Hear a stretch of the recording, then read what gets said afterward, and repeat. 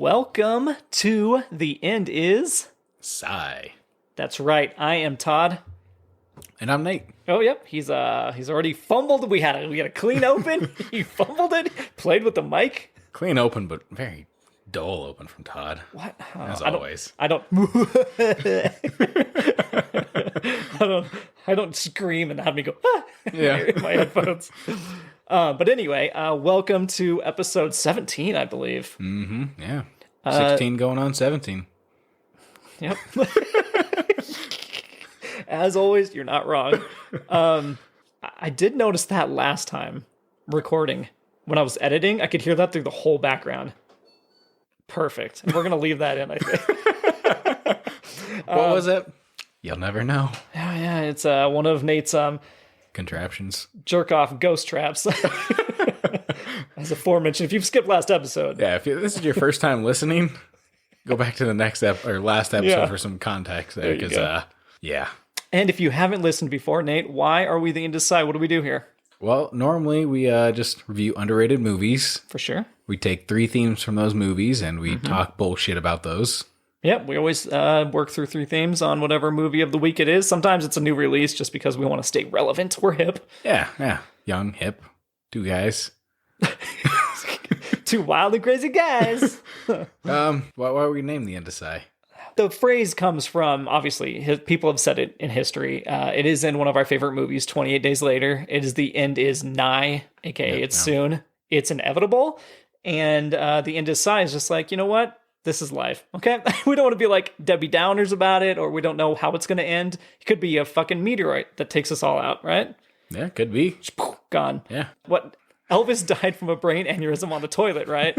So 1 minute you're the king of rock and roll, pooping, and then you're dead. So it could happen, and it could be like, it's sigh. So it could happen right here, right now, during this episode. It totally could. Yeah. Choke on that, guys. That's the randomness about it. Don't choke on your food. That also could kill you. But if you're home alone, that's dangerous. Yeah. Have you ever got on a stool or something when you're home alone and almost slipped? And you're like, your life flashes before your eyes. Because if I hit my head on the counter, I'm just done. No one's finding me for hours at least. And for me, living by myself, they're not finding me for days. No, that's definitely something that's crossed my mind.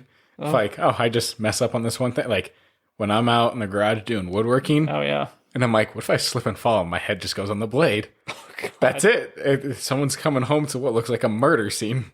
That's true. Oh, now I got to keep my alibi straight. Todd was supposed to drop something off that day. Yeah. I swear I was at home. Any alibis? No, I was by myself. Who's gonna tell anybody that? Well, long story short, yep, the end could be sigh. But join us as we make meaning out of the meantime, as Nate likes to say. I've never said that once. You said it last week. But what are our 3 themes and the movie? We didn't even mention the movie. What are the 3 themes and movie for this week? So 3 themes we got is friendship. Oh, we do. High school. High school, yes. And mixtapes. Oh, man. It's nostalgia, and nostalgia. I guess if you're that old. Friendships? Huh? Oh, mixtapes. I thought you were going nostalgia with mixtapes. Well, mixtapes is nostalgia. Yeah. I mean, I didn't make a classic. Well, we'll get into it. All right. Yeah. But what is the movie? And the movie is Perks of Being a Wallflower. Guys, buckle in. This is your trigger warning now. Yeah. That movie has way more deep, dark themes than you're ready for. Yeah. If you have not seen it. Yeah. Be ready for it. It's a great movie, though. On a lighter note, friendship. Yeah. Woo! Friendship. Theme 1. We're here. We're friends. Oh, well, I didn't know we had that in our notes. So he does want to murder me. I'll read what Wikipedia says friendships are. How about that real quick? All right. Sounds good. Friendships are a state of enduring affection, esteem, intimacy, and trust between 2 people. It is recognized by both members of the relationship and is characterized by a bond or tie of reciprocated affection. I've never felt any of those emotions towards you. You know what? So you're a stalker. You come into my house. You come into my basement. No, I'm going to be one of the ghosts. Don't make me do it. Don't make me do it. Makes sense, though. Friendships, it's good to have. It says we have to have esteem for each other. Yeah, that's true. He looks up to me. Steam bath? Esteem. Yeah, no, esteem. Oh, okay. Esteem. Got it. And intimacy. Okay. That might be a different kind of friendship. We're going to have to nix that.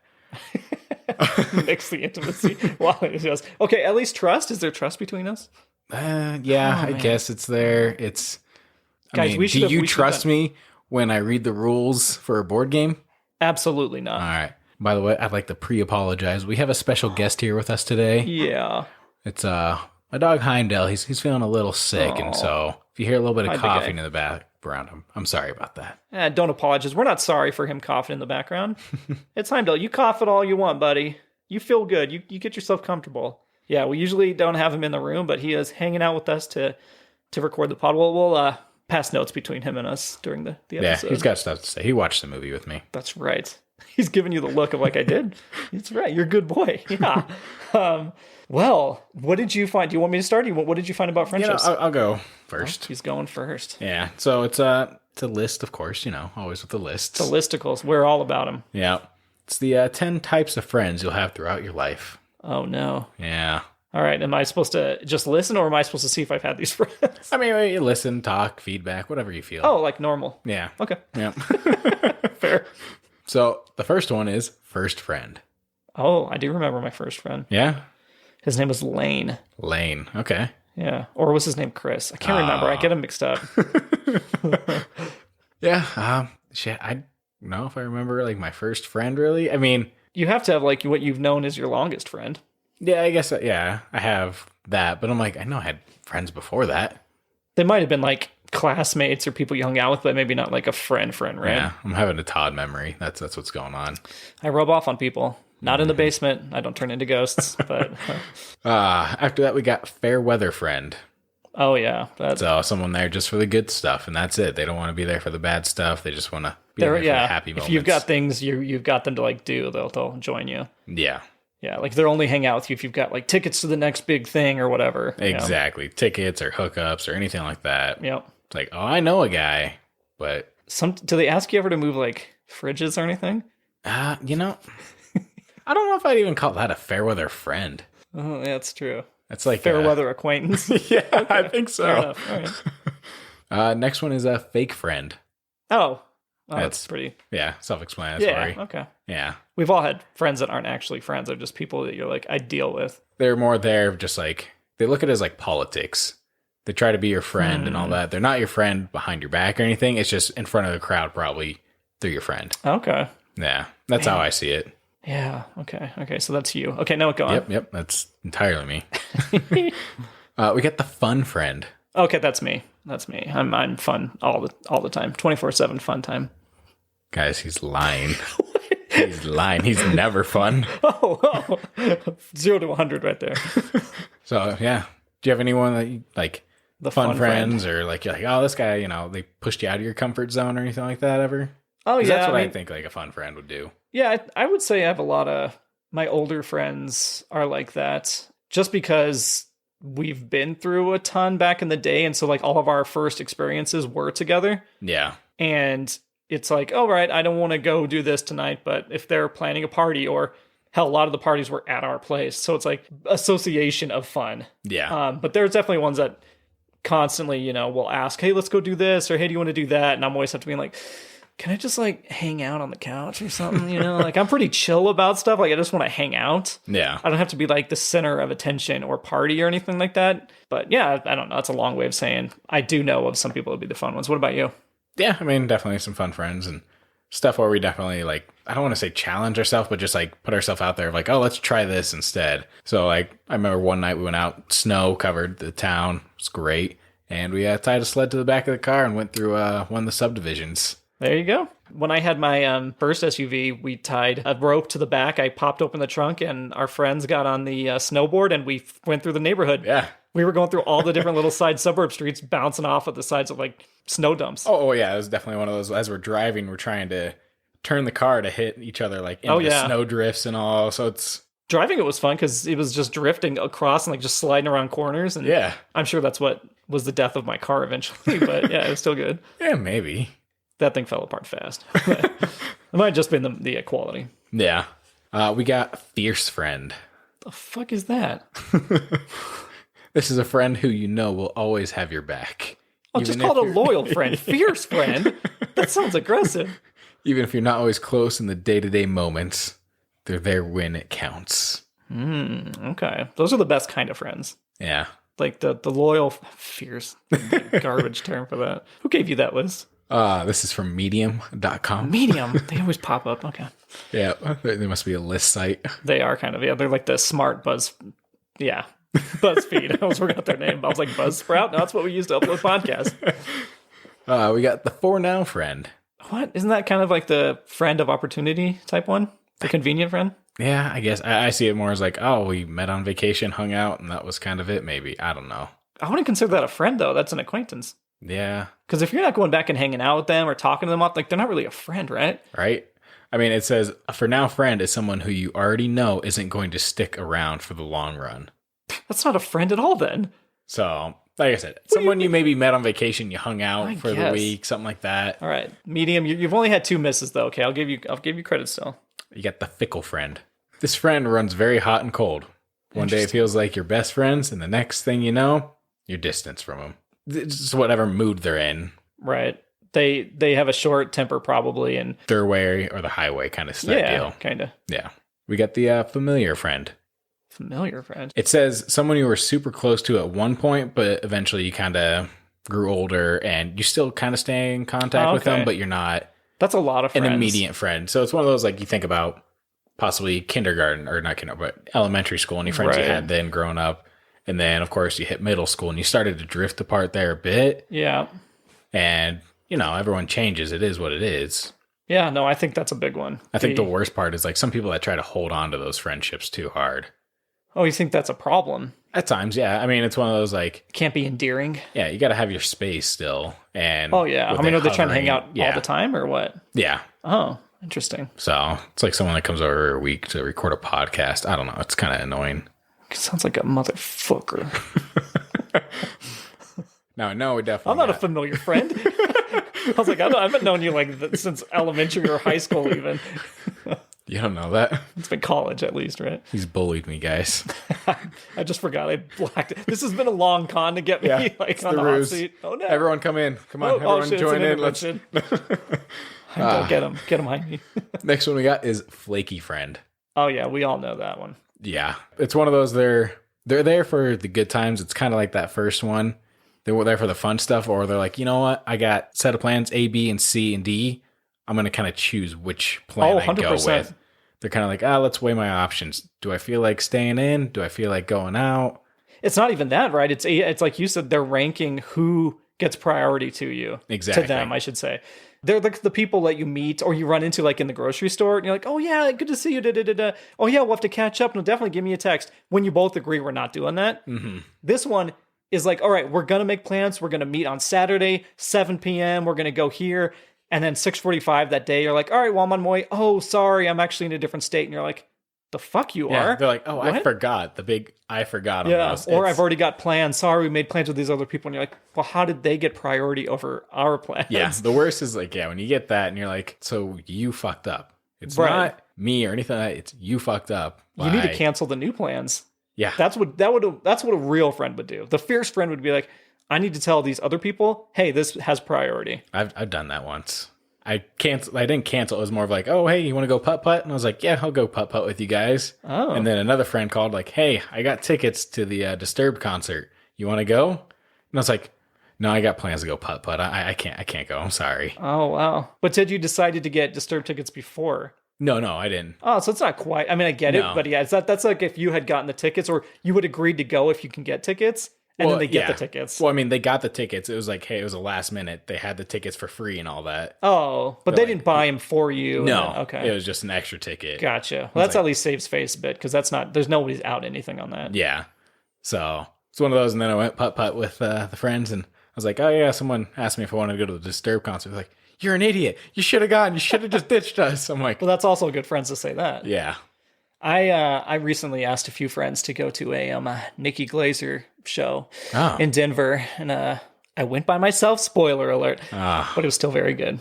Nikki Glaser's awesome. Watch Nikki tell Glaser. You to piss off. He did not. His name was Nathaniel. Oh shit! I mean Chris. God, I keep messing this up. My name's Nate, so I'm safe. Oh no! And then after that, the last one on the list. What do you think? Oh shit! The friend with benefits. No. Shit. That's not even on here. I figured it should have been, but no. The forever friend. Oh, gee. Dude, I just died inside. Good for I you guys. consider Todd my forever friend. The thud and the resounding wow. He dropped his tablet in disgust, guys. Yep, walking out right now. My own house. Jesus, leaves me down here. Turns off the lights, shuts the doors. Ghost, you know what to do. Oh, God. I don't believe in you fuckers. All right. Okay, well, I'll add my little list here. I looked up, Marie Claire, renowned magazine for women's fashion, I believe. Okay. Has 3 types of friendship. So these are the core 3. Okay, I think this bundles up your guys. So you've got friendships of utility. So it's somebody that's useful to you in some way. We went over that one. Friendships of pleasure. That's company you enjoy. Friendships of benefits. No. That's just a company you that was enjoy. one you added in, yeah. And friendships of the good, which are based on mutual respect and admiration. Again, these friendships take longer to build than the other 2 kinds, but they're also more powerful and enduring. So that's a forever probably one, and a fierce. Okay. And then I did add a 4th, friends with benefits, which is self-explanatory. The fact that it's not on any lists. What's the benefits, though? Bonin. Mom, turn off the pod. Forgot to say that before. Okay, all right. Well, now I know. You know what?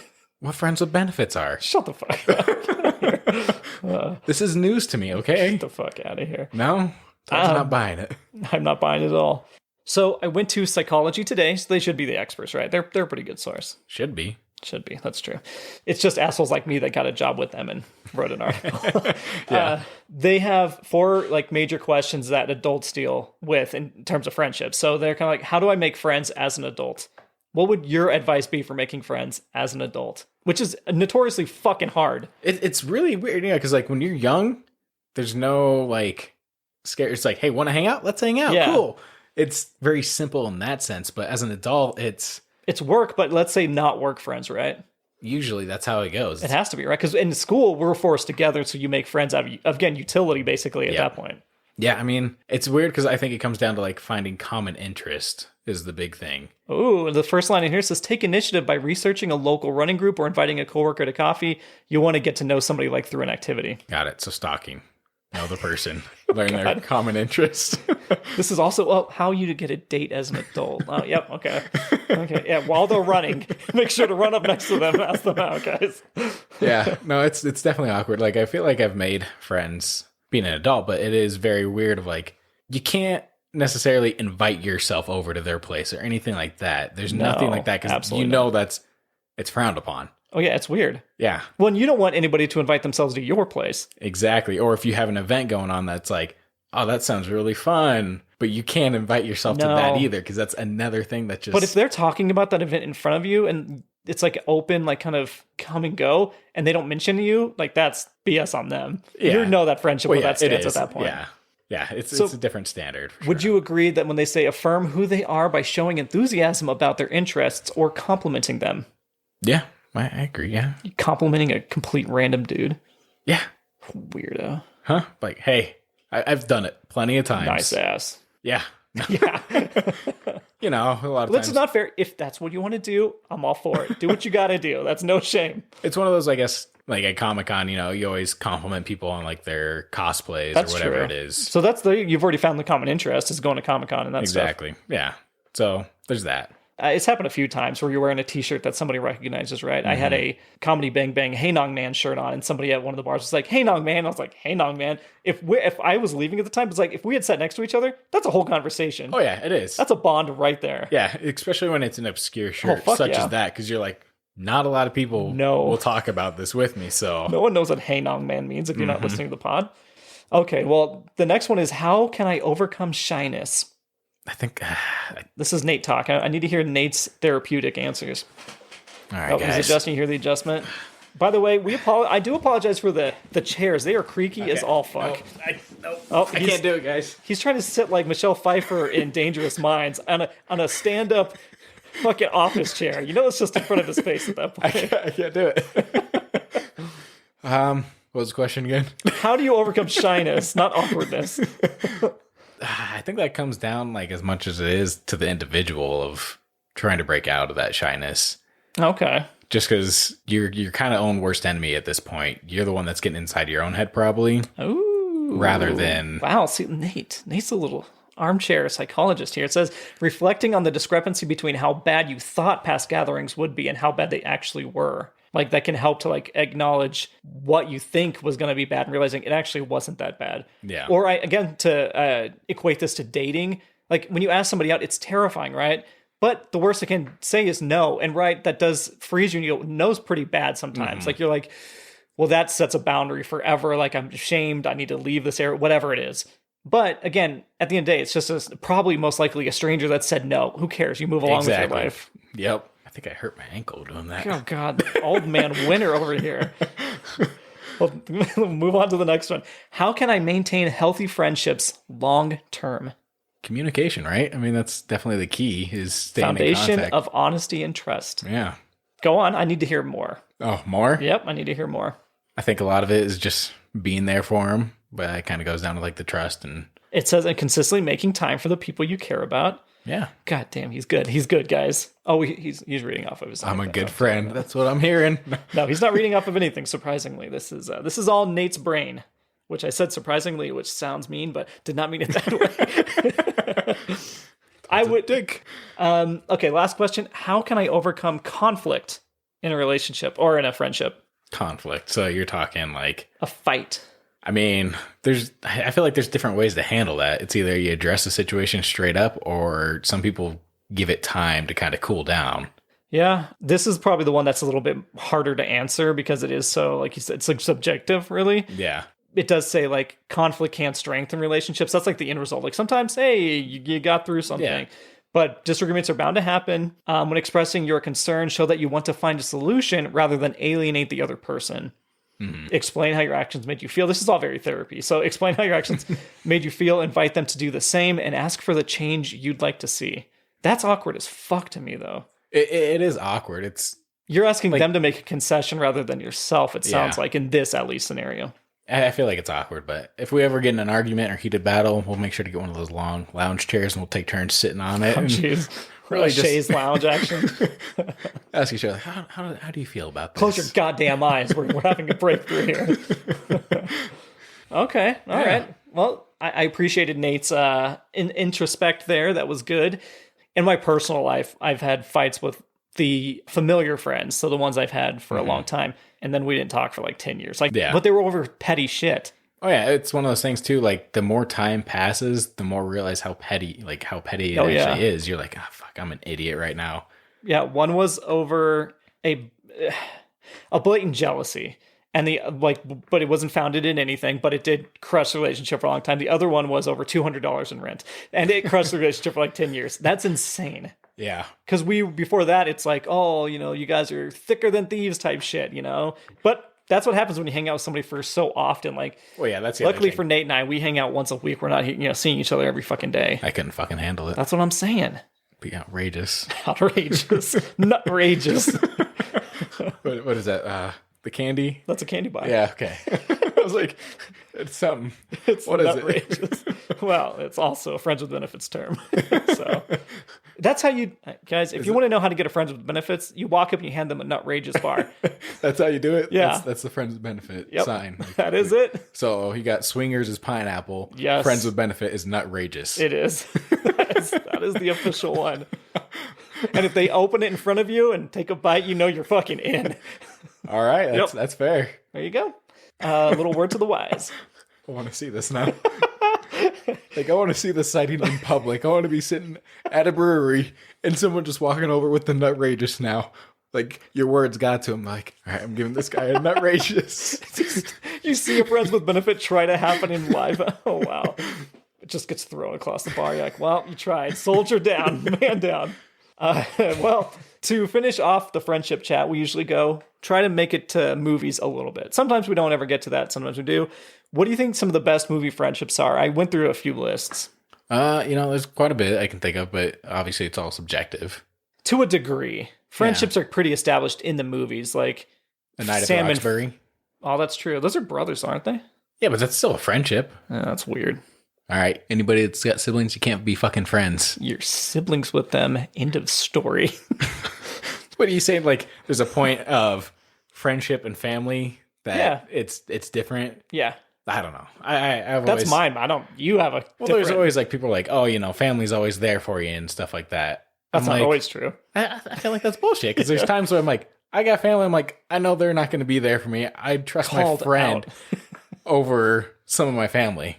That's true. So yeah, I mean, it's not across the board. And I think there is, I mean, for me personally, there's a distinction between friends and family. Yeah. And your friends, unless they marry into your family, they're not family. Like, I mean, it's fine. They don't have to be family, and family doesn't have to be friends. I don't think they're both good titles, and they're drawn by clear lines of blood relation or paperwork, I guess, if you're talking adoption or something like that. Yeah, or if you're talking to Vin Diesel, man. That's true. Everybody's family then. Yeah. God, fucking Vin. Dom's right up. I'm thinking Dumb and Dumber. Oh yeah, that never came up, but that is a big one. I have Sam and Frodo. Yep. Okay. Which does get very cringy during some of the ends of that first movie when it's Sam's the real hero, guys. Well, besides who's the hero, it's like Sam wouldn't have gotten, or Frodo wouldn't have gotten far without Sam. And he stares him down and it's like, break eye contact, do something, look away, look at Mordor. I don't know what you're doing here. It got very bromancy, which is fine, but I don't think it came off way stronger in the movie.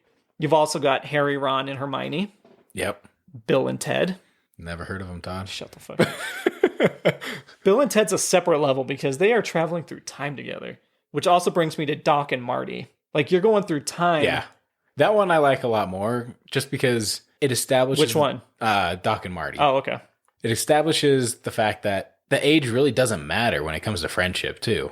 That's true. You can have friends that are older or younger. It's just... Common goals and stuff, yeah. Yeah. When you get out of, like, high school. At first in high school, it's kind of like, oh, high school friends, that's kind of like the normal. But then once you kind of get out, you make friends that are older. And then as you get older, you make the younger friends. Right. So... And especially with those two, Doc and Marty, respectively, go through time to save one another. Yeah. Like, that's a friendship, man. There is Maverick and Goose. Mm-hmm. Yep. You still haven't seen Top Gun, have you? No, I have. Did you finally see it? Okay, that's right. Yeah. God, I forget what you haven't seen. That one I finally watched, okay? I actually bought it, own it now. So there you go. Yeah. Fantastic. I'm ready for the next one. Hell yes. Thelma and Louise. Sounds familiar. I believe it's 80s. Susan Sarandon. No, not ringing a bell. Movie? It's a movie, yeah. A movie. Is that what it's called? Thelma and Louise. All right. That's why it sounds familiar, but no, I've never seen it. No. Oh, it's actually 1991. And it's like I said, Susan Sarandon, Gina Davis, and they have I won't even spoil it, but there's a pretty iconic ending to that movie, but it's directed by Ridley Scott. It's a very popular one. Like, they are ride or die friends, two female friends. And you don't get to see that in movies too often. I think that these days you're starting to see more like female friendships get explored, but notoriously it was always dudes. Yeah. It was always like the buddy cop. Yeah, there's a lot of buddy cop stuff. You also have Superbad. Yeah. You got Seth and Evan. You have, and I think Booksmart that came out 2019 that came out recent. Yeah. Yeah.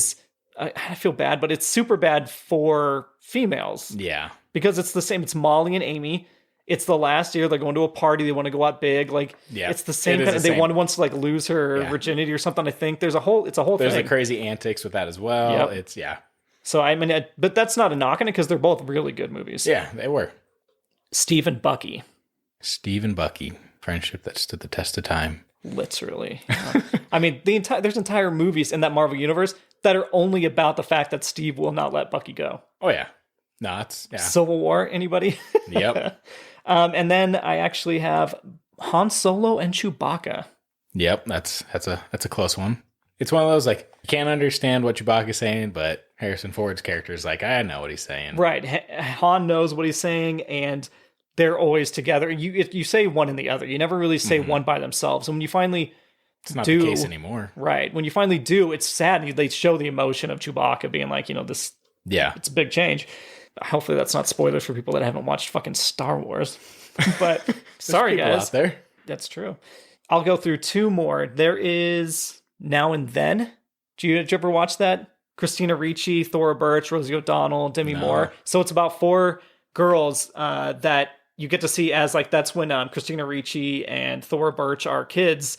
During like a summer, there's like a mystery that happens. They're trying to solve it. And then you get to see them years later as their adult counterparts, and that's Rosie O'Donnell, Demi Moore, and the other actresses. Okay, kind of like It. No, just kidding. I mean, honestly, kind of, yes. Just a different aspect. Yeah, different aspect. It's a genre. nice, much sweeter aspect. Yeah. But yeah, Now and Then was good. And then most lists did put Perks of Being a Wallflower on it. All right. I mean, there is, It's about some some strong deep friendships. in there.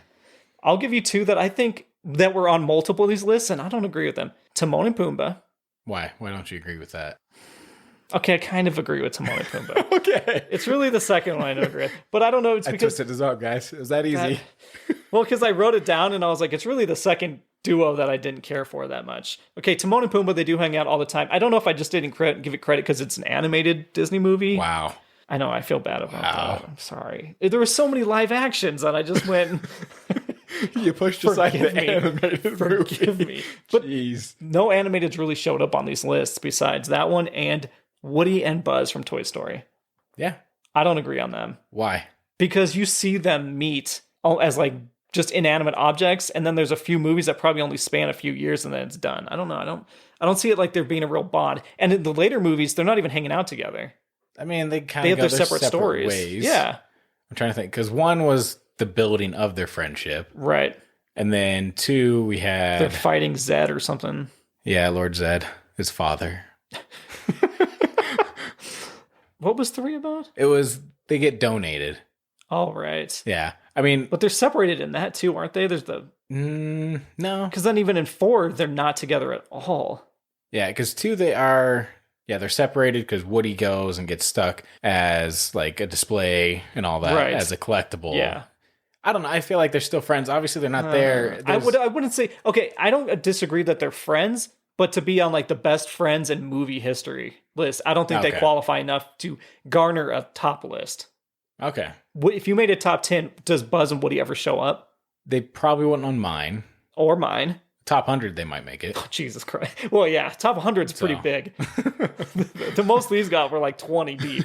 So, but one that was left off the list that is one of the most realist interpretations, I think, and I'm mad it's not on the list, is Stand By Me.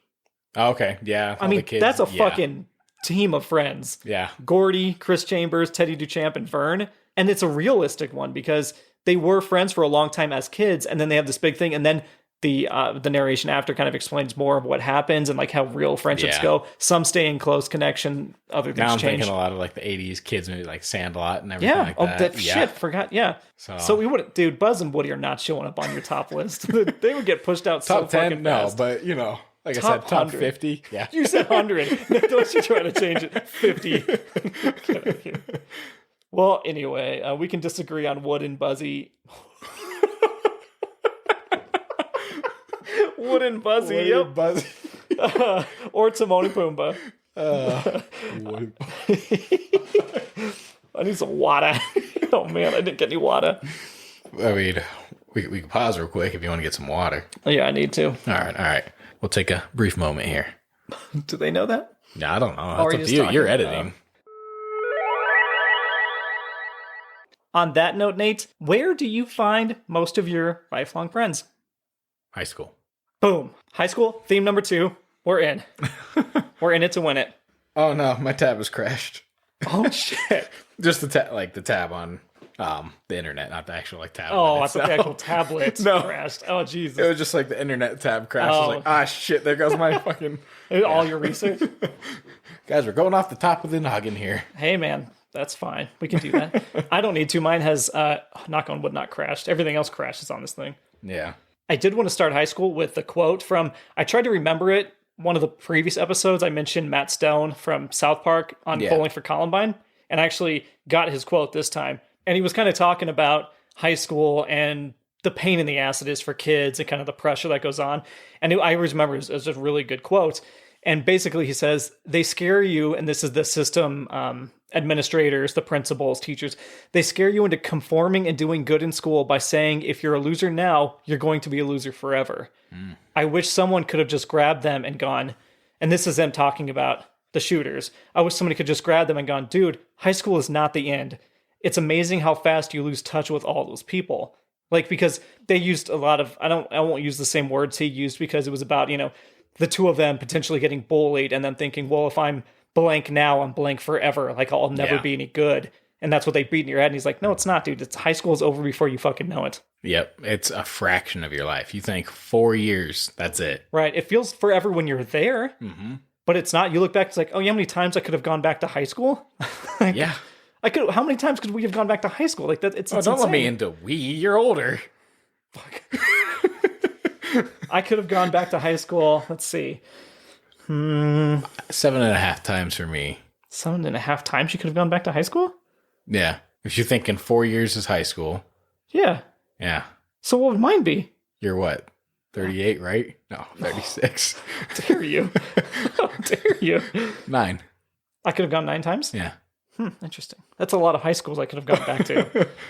Maybe you should go back to high school. Get your math going. I told you, I'm not good at math. Okay.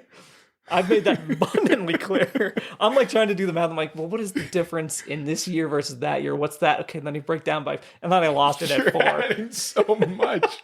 It's just how many times is 4 going to 36? Oh, I just meant once I graduated, could I have gone back? Oh, I was talking like the year span of entire life. No. Like when I graduated, how many times could I have gone back to high school since then? Oh, okay. In the time that's passed. That's saying how much time has passed once you're done with it. 5? Because you've been out almost since 2003. 20 years. So 18 years? Yeah. So you're sitting at 4.5. Yeah. Okay. Yeah. Oh God. Yeah. Your 20-year anniversary's coming up. On that note. Yeah. Do you want to go over some facts of high school, or do you have anything you want to start with? I got 10 myths about high school. Oh. You tell me a myth, I'll tell you a fact. All right. Yeah, let's do that. Well, tit for back tat. and forth. Yeah. Action. Some tennis. Ooh, action. We do like a good tennis action. We haven't played all fucking year. Nope. That's a different topic, guys. We're going to argue about this later. See if we can use some of that Psychology Today info to mend this fight. So, myth number 1. Only poppycock? Poppycock? Yep, only poppycock in high school. That's all it is. It's a bunch of poppycock. That's actually not a myth. That is true. That is true. That's a fact. Only the popular kids have fun. That is definitely not true. Yeah. Well, who would even think that's... Well, that's not fair, because there could be some really, quote-unquote, unpopular kids, right, that have it, like, really shit. Yeah. Well, there's that, but I think a lot of it does with movies, the way they depict it at times, That's too. true. The jocks and the prom king and queen, they have the fun. And yeah. the preppies. So... We went over clicks in a previous... We did. This idea that, you have to be cool or whatever. Cool changes so much these days, but to be quote-unquote cool... Jesus Christ, say quote-unquote cool. Quote-unquote cool. Fuck you. Say it when you need to drink some Sprite. Tell me that. Get some bubbles in there. Get some bubbles down there.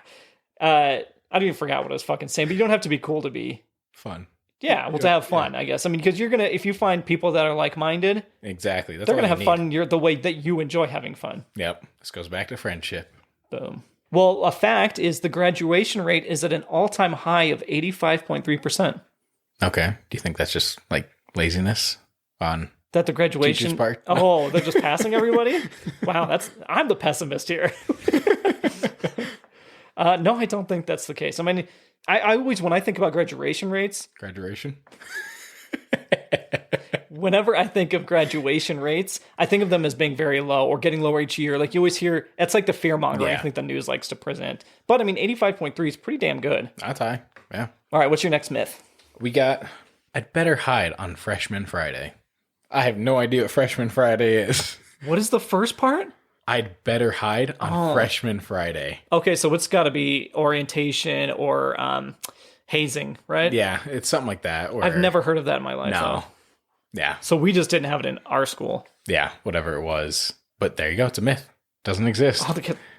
Well, that makes sense. You're like, how does that exist? It doesn't. Okay. The dropout rate is at an all-time low of 6% compared to the 15% college dropout rate. Okay. So only 6% dropout. Good job, parents. Way to stay on your kids. Yeah. At least the environment is supportive for them to stay. That, or it's not. It could be helicopter parent. No, I'm talking about the school environment to not drop out. That a lot of times I think kids drop out because they don't trust the teachers. Yeah. Or they have a really bad experience, or the teachers are too hard on them, or something, whatever. It's like they think they're a lost cause, so they give them shit for it. Mm-hmm. They might call people nothing. That's a spoiler. So, I think you kind of get those ideas where the student is disencouraged to stay in. Yeah. Next one. Everyone drives a wicked cool car in high school. That's definitely not true. Yeah, no, it's not. My car was a piece. What did you have? I had a 1998 Pontiac Grand Dam. I remember that blue bird. And yeah, that was real lovely. That thing went through hell. It went through the tornado. Oh wow! It had hail damage on it. It was one of those. Once it went through that, I was like, I don't care what happens cosmetically on this. It already looks like a golf ball. Oh yeah, I had a 1994 Honda Civic. Okay. The emblem on the front was never part of the car. It was just two holes where it should have been. Eventually, the exhaust broke, and when I would drive to school or home, it would just come straight into the vents, and I would get headaches because I was just driving in exhaust fumes. Yeah, that'd be rough. It was bad. Yeah. And you could hear my car leaving. I mean, I'm really glad I didn't have a nice car for my first car, because I beat that thing to shit. Taking off jumps. Oh god, I never did that. Oh, we went out into farm fields with that thing. Oh god, yeah, that'll do it. So I mean, it's one of those things, like, it lasted. The only reason I got rid of it is because I didn't want to pay the money to fix the ABS brakes on it. Oh, because I had to pass emissions, and they wouldn't take it because my ABS light was on. Oh, and the only thing with that is you just got to pump your brakes when you're sliding on snow. Right. And I didn't want to pay $2,000 to fix a car that's not worth $2,000. That's fair. Yeah, and it becomes, fix this, oh, we found this, fix that. Well, I mean, the car didn't even have 100,000 miles on it. Damn. Yeah. The only time I ever beat up my car was, I remember getting locked out, and I was like, fuck, and I just started, I had the clothes hanger, the metal one, trying to open it up. I just started beating my car. I was so mad. I was like, I don't give a shit what this looks like on the outside. Yeah, I remember that I learned how to break into my car one day. Oh, yeah, we all have to learn to break our old cars, at least. The new ones, I don't know how the hell I would break into my new car. It was really bad. It was a very stupid, like, it was junior year. Uh-huh. And I had Peak Nate. A senior class after lunch. Okay. And it was senior ditch day. Oh, I forgot about those things. So nothing was going on really in the class. And I totally forgot. I don't know what the fuck I was doing, because like I rushed to class or something like that. I'm sitting in class because we're not doing anything. Feel my pocket. Where the fuck are my keys? Oh, boy. Ah, fuck. They're in my car. I go out to my car. How did I leave my car running? I'm a fucking idiot. I locked my keys in the car while it was running. What were you in a rush for? I don't know. Were you high as a kite? No, I don't know what the hell was going on. I just was like, the fuck did I do? Wow. And then good old security guard, Chris, he helped me break into my car that day. That's nice of him. Yeah. And you get, not my car, Chris, and you drive out. Somebody left the keys in. Thanks, buddy. Yeah. Wow. Yeah, I remember Chris always giving us breakfast burritos. Did that still happen when you were there? Yeah. Yep. Chris was a big purveyor of his family's breakfast burritos. There'd be a cooler and you'd pay $1 and get a burrito.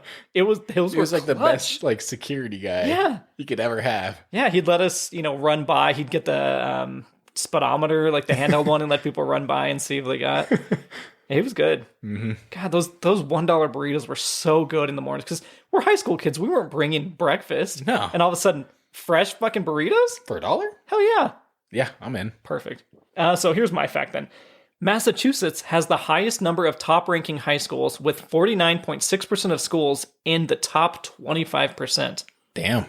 So Massachusetts is the smart state. It's crazy. I mean, does it come down to volume? Because it's not a big state, but I'm probably overthinking this. But you're probably overthinking it. For some of the more, I had a lot more stats in there. I just kind of whittled them down to the ones I thought were interesting. Yeah. But there is there's like 29,000 high schools or something like that in the United States. Yeah. I think I looked at that list earlier and I was like, you? I'm going to skip this list and Think just find impact. something else. There's some good ones in there. Yeah.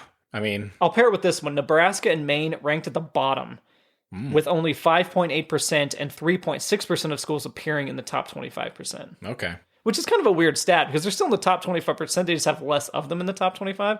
Yeah. Like, how many schools are in like the top 50? versus other states. But probably 50%. Guys, I can see Nebraska not having. Guys, go fuck yourselves, okay? And come at me, bros. Wow. Damn. You Huskers. I have nothing. You guys are everywhere, okay? Yeah, there's a lot of them. There's a lot of them here. I have a neighbor. Do they listen to the pod? Nope. Well, Never going to tell him about it now because he's going to be like, all right, I see that Todd guy. He's parked over at Nate's house. Guess what? His car's right outside. I remember bringing it to high school when we went on spring break, went up to Estes Park, and there's the sports store. Yep. And half of it is Nebraska. Yeah, it was in Nebraska. It was called Big Red. This is fucking Colorado's Estes Park. Get out of here, Nebraska. What are you doing? This is our state. Yep. And then forever then a hatred was born inside my belly. You're going to find a corn husk in your tailpipe or something like that. Oh, God. I heard. I'm like, we have a listener, Nate. This is a silver lining. Oh, shit. All right. Next up is appearance is key to acceptance. Like, you can't be the smelly kid in class. Okay, that's hygiene. But hygiene has to do with, like, what if you're covered in fucking grime and your clothes are dirty? Like, that's appearance. You just got done a shop class. No, you did. Let's say straight out of the morning. Okay. Think of what's the Peanuts character with all the bugs flying around his head? Oh, Pigpen? Yeah. What if you're part of FFA and you just got done working the farm shift? Then go back to Nebraska. Oh, fuck. Nebraska's really going to hate us. The future farmers of America. Hey, I was one of those people. All right. Of course you were. Were you in 4-H? No. Okay. I was in 4-H, just FFA. It was a great time. It was a great class. Todd's really judging over here, guys. What do you guys do in FFA? So first... I'm not judging. I just remember it always being kind of like the kids in like discount Letterman jackets. Let's see. So, well, you guys didn't have FFA when you were in high school. Yeah, we did. No, you didn't. How did I know about it then in high school? Did other schools have it? We just heard about it? Other schools probably had it because our program, when we started up, it was the first time in 20 years that... Oh, they saw Nate come and they're like, that fucking nerd. We should offer FFA. So it was kind of weird because like our FFA probably wasn't the same as a lot of other FFAs just because we started it up and the teacher we had, it was like his first year teaching. How many of you became farmers? I'm not a farmer. So I don't know. Did any of them? Oh, yeah, I'm sure. There's some that were in there that are farmers. What are you, typecasting? No. You can picture them? No, I just know they are. Oh. Yeah. You just said you don't... So you know a few? Yeah. Okay. A few of them. But... Respect to actual farmers. FFA. Yeah. We were kind of hated in high school. We dissected a whole sheep down the science hall. Okay. Just because it was like one of the kids in our class, he lived on a farm and they're like, oh, well, we got sheeps that, you know, like they die from natural causes. So we can bring those in here to dissect. Whole hallway just smelled real bad. Oh, I can imagine. I never did any dissections, like not even the frogs or anything. I never was in one of those classes. And then senior year was when it really kind of changed. You could do plant science or animal science. And our class size was 12 people. And I chose plant science. Everyone else chose fucking animal science. Why did you choose plant science? Because it sounded better. I don't want to do animal science. Yeah, but plant science. But animals. I was lucky enough to get 2 people to join me in plant science. You swayed them to join your sad little FFA group? No, it was great. We made a hydroponic system. Oh, okay. And that was pretty much like our project throughout the entire year because the teacher dealt with the other, like the animal science. He wanted to teach animal? Yeah. Okay. While we just kind of like did the That's kind of fun. Hydroponic system. There was times where we'd actually go to another city to pick up plant food from the hydroponic store and come back for our class period. So that's how you excused it. Yeah. Okay. Dude, teachers, a lot of great teachers. Some don't give a fuck. It was anything you could do to find a way out of working. Yep. Kind of reminds me of Paul Rudd's character in Ghostbusters. Yeah. Which, spoiler alert, he's also a teacher in Perks of Being a Wallflower. I was going to say that later. So my fact is in 2017 to 2018. So these are a little dated, but not by much. There were 1.8 million high school teachers. But I mean, that doesn't make any sense. Well, I mean, it doesn't mean anything without the context of how many students there are. Well, yeah, that's and this list did not show me how many students there were because I know they're severely understaffed. Well, yeah, I was going to say 1.8 sounds like a lot, but then you got to think of the actual like how many students population of. If each class has like sometimes 30 students in it, it's overwhelmingly. That is. Well, I think there's like the stat of there's like one counselor to the whole high school or whatever. So you got like 300 to 400 kids. Did you ever go to the counselor? Did they do like the job stuff? No. I think they tried to do the job stuff for us, like get an ace on your ACT and your essay, like get this, and you could maybe do that. I met with a counselor once, I think. No, they didn't see the potential in me. They're like, no, we don't need to worry about that kid. Although, not to be the Debbie Downer in this thing, we did see counselors on a couple occasions because they come to your school when there's been a mass shooting. Yeah. Or if somebody has died at your school, like that's when you see the counselors. Yep. Everybody gets pulled in and everybody's got to kind of do mandatory group sessions. And then, we're here if you need to talk to us separately. So yeah, that's the only time you really saw counselors in school. I don't know if they're more involved these days. Yeah. Now, would you say high school was the best time of your life? Absolutely not. All right, then that's the myth. It doesn't exist. So it says it's the best time of your life? It's the best years of your life. No, that's... So this is just a contrarian list. Like, they're not even trying to base it on anything real. What's the complete bullshit we can tell you? Like I said, it's probably all movie-based of like, all right, what's kind of been seen in movies. Yeah, dude, don't trust the media. No. Or that's not just news. Media is, in High general... school parties and movies? Don't fucking exist like that. No. Did we talk about this in a recent one? We might have, but... Because I think we were saying, like, they're bananas. There's always people jumping off of roofs into pools and luau parties, and, like, they always have big displays, and... Yeah. I'm sure there's been a party or two in the history of it, and somebody's, like, in California being like, yeah, me and Brad's house. But I'm sorry, if shit's getting broken in the house, whoever's kid's house that is, they're like, that. guys, my parents are fucking living, knock it up. Yeah. That's not happening. They always break things in those parties. Yeah. And everybody's just like, oh no, I would feel so bad if somebody broke one of my family's things.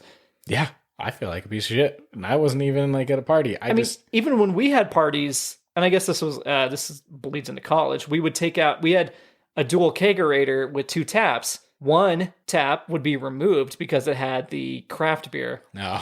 The other one with the Bud Light would be tapped. So if we wanted a beer, we would go and put parties are better than mine. Yeah, we would put the tap on, and then we would get our beer, and then the party goers, they can get the swill because they ain't paying fucking $90 a barrel. Ours was, hey, got a 30 rack of Keystone. Oh yeah, I mean we had those too. We did the Power Hour and Century Club stuff. Yeah.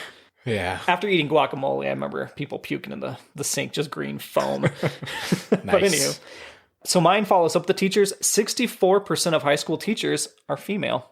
Okay. Does that sound true to you? Like, I think I had more female teachers than I did male. Yeah, now I think about it, yeah.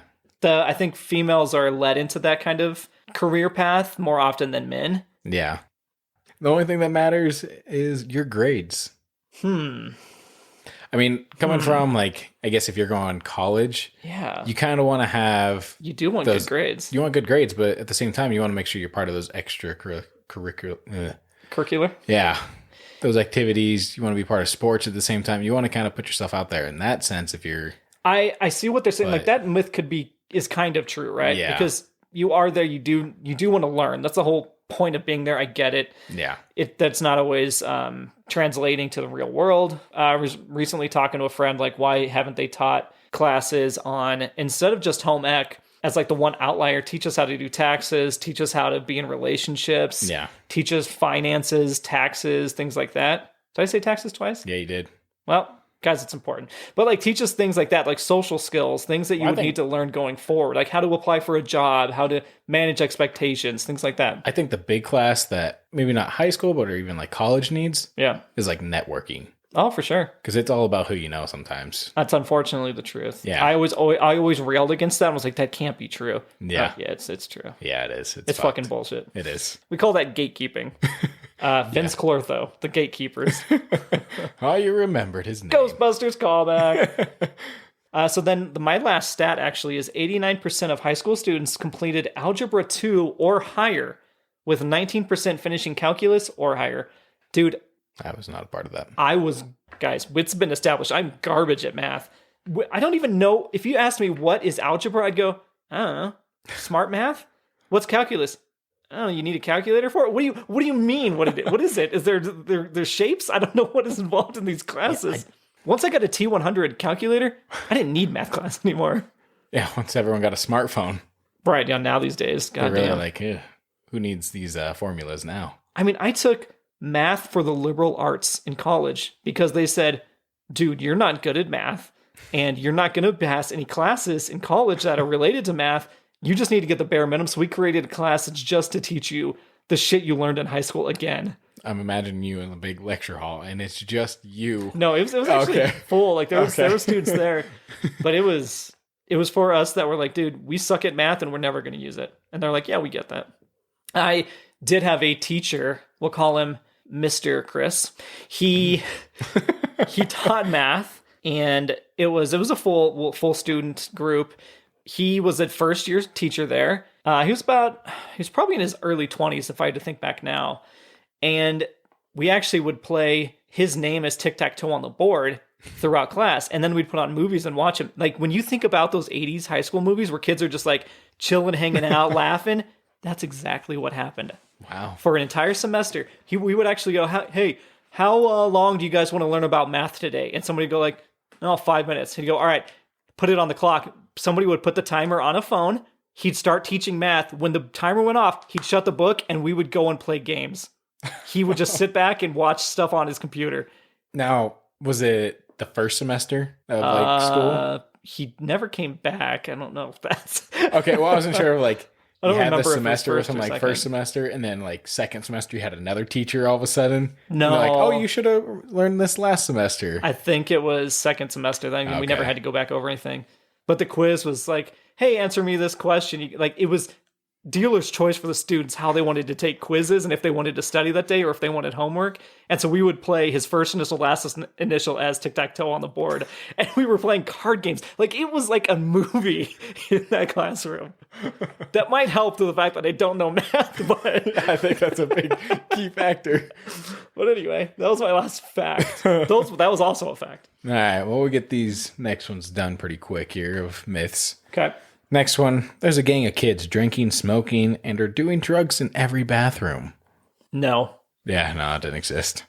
Man, I wonder if this is all based off like big city classes where there's a lot less teachers to monitor all the students. Yeah. There was drugs being done, for sure. Yeah. Oh, yeah. But yeah. I don't remember running into groups of people doing that. Yeah. The bathroom's gross. There's other places. Yeah.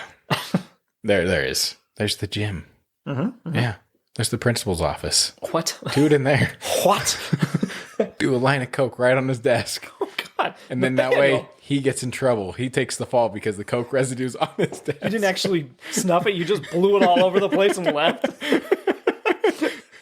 Call the drug dogs in. They're sniffing out. They're going straight to the principal's office. Security guard Chris. We got a powder situation in the principal's office. Next we have, I don't have to worry about my SAT or ACT until senior year. I never worried about either of them. No, I didn't either. I mean, I bombed them, but I never worried about them. It was one of those where it came up and like, all right, we got to do these tests, huh?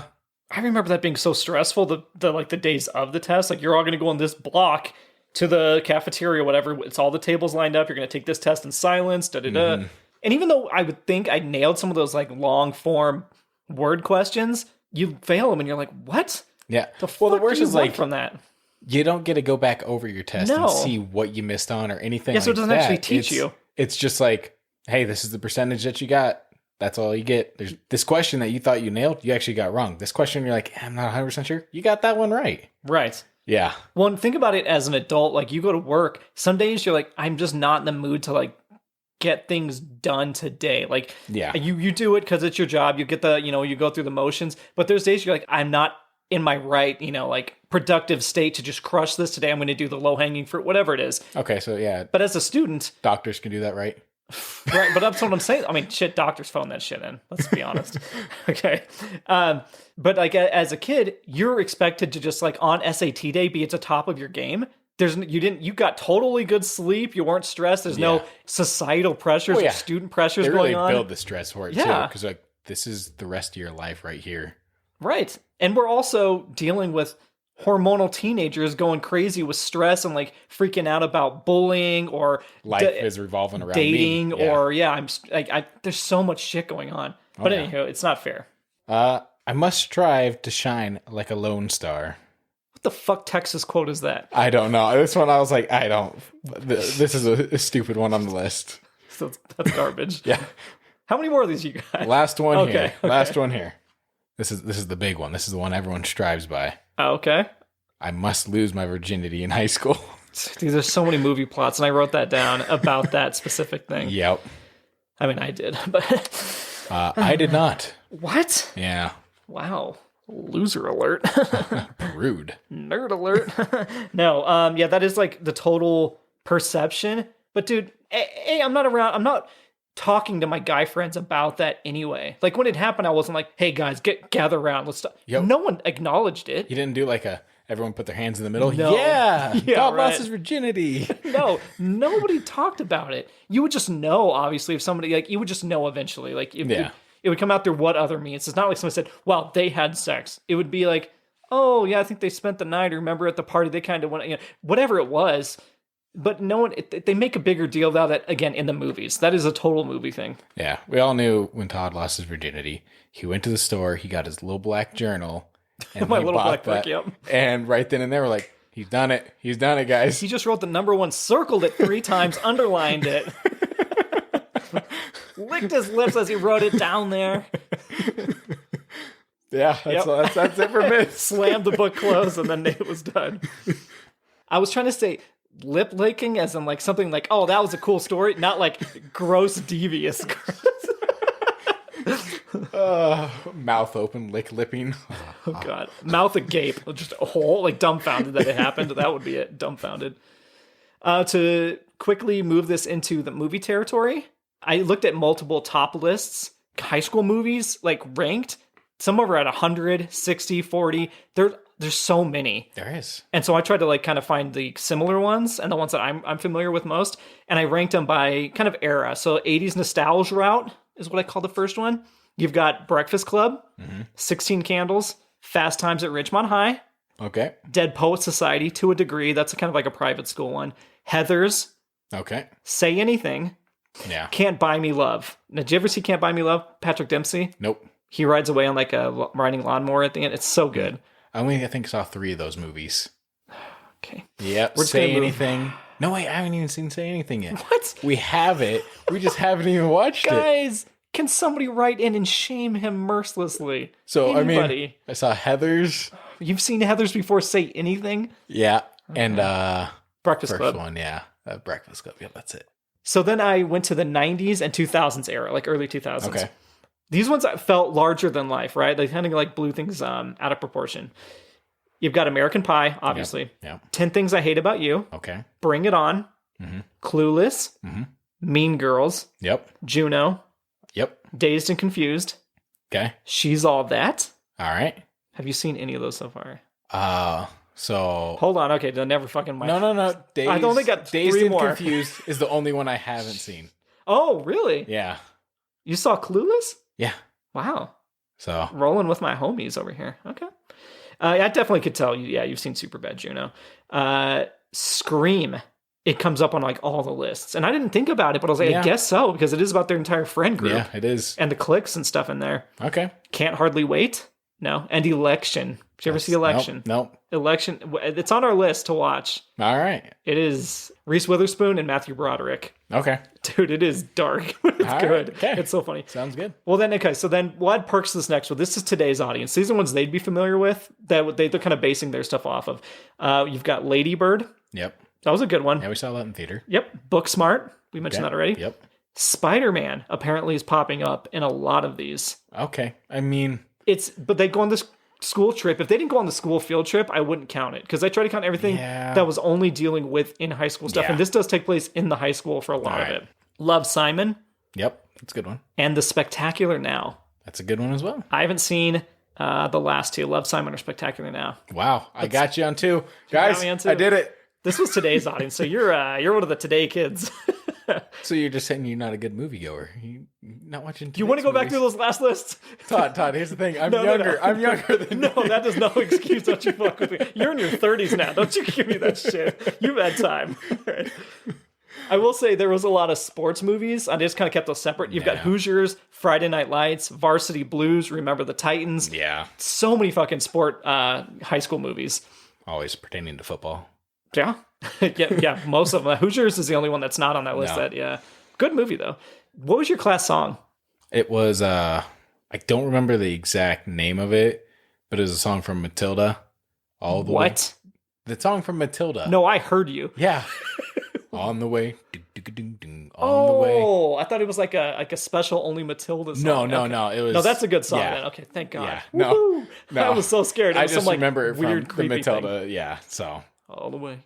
That's a good song. Yeah. We had "Time of Your Life" by Green Day. It was just kicking off at that time. Okay, so you got it when it was starting off. Not like, 'cause everyone's like, let's do it. Everybody followed suit for sure. I remember it popping up on everybody's senior ones. So one thing before we get out of high school. Okay.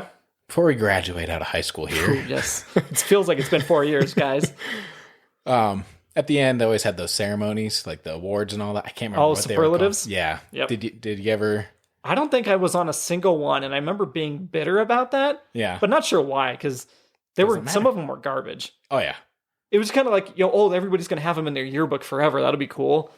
But it didn't, It's one of those, like, there's certain ones I'm like, I don't know if I'd ever want that. Some of them are bad as shit, though. Most likely to, like, probably end up broke and filled with... never had that. No, like the bad ones? No, we didn't There's have, a couple, like, some bad negative, ones. like, slights on people. I think the big ones I would hate to get is, like, most likely to get married or something like that. Like, couple. Oh, and it showed the couple, and they never stayed together. Yeah, that's one of those where I'm like, ugh. Yeah, I only won. Yeah, I won one, and I was like, oh, okay. What'd you win? Most likely to stay child at heart. Dude, they fucking nailed you. They fucking nailed you. Yeah. How childish were you in high school that they called you the ultimate one? Oh, they're just like, God, he still looks like a fucking child. It looks like he's in middle school still. Wow. Okay. I mean, I'd feel bad for the people that get like most likely to become president, and now they're just washed like, up. Yeah, they're just like the shooting porn. Oh, no, they won there. They won, guys. Johnny Sims out here being president. Okay, well, Nate, did you ever get creative in high school? Get creative. Did you ever make anything? No, I didn't make anything. No? Did you like make anything for like a girlfriend or do something special like to show your personality? If anything, it would have been probably my time, a mixed CD. A mixed CD? Oh, well, we're not talking mixed CDs. We're talking... Mixtapes. Mixtapes, baby. That has been recently popularized by Guardians of the Galaxy. Yeah. Volumes 1, 2, and the 3 to be coming soon. Yeah. I wonder what they're going to be on there, because he doesn't have a third disc from his mom or a cassette. Nope, he's got a Zune. That's true. And did they load? Who did he get that from?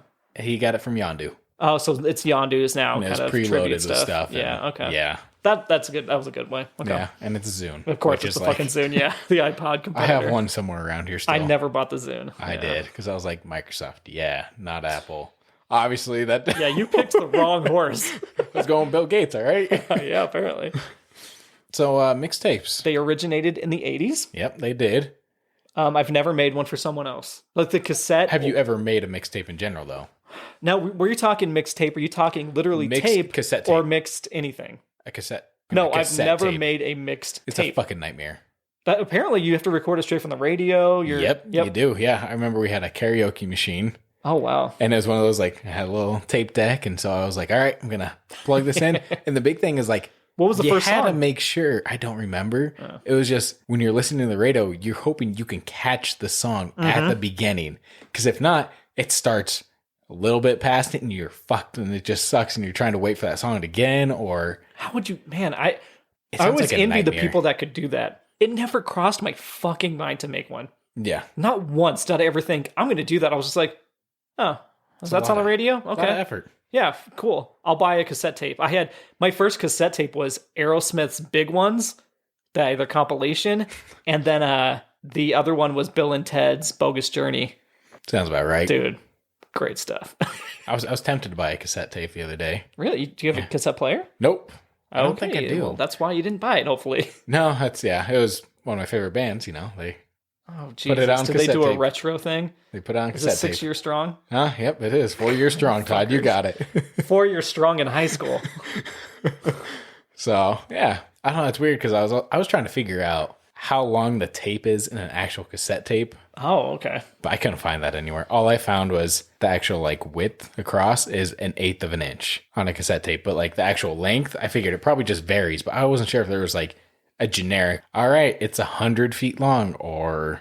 Huh, I have no idea. you get 2 minutes for every 3 feet or something. Oh, you were that. like getting technical. You're trying to give our audience like I wanted to the know. details. I wanted to know because I was curious because like they now know the width of a goddamn cassette tape. you had a cassette tape. Have you ever had a cassette tape where you pull it out and the freaking tape comes out and it's all fucked? Who pulls out? Huh? Oh, a cassette tape. Okay, a cassette tape. I'm doing a cassette tape, mate. Have you ever had that happen? Yes. Yeah. Well, you had to either especially rewind it with your pinky. The worst was the VHS tapes that did that. Those suck too. Yeah. Because that'll ruin the quality of everything. Yeah. So I just wanted to know how long that spool of tape was in there. like I'm guessing anything. 100 feet. If anyone knows, let me know because I want to know this. It's so fucking long. Obviously, it was beyond my Google search.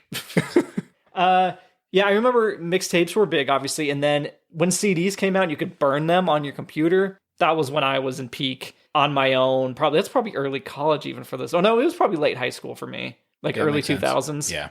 Yeah. Well, started to actually burn CDs and be like, oh, I can put all my favorite songs. But then mixed CDs and stuff can burn you out on a song.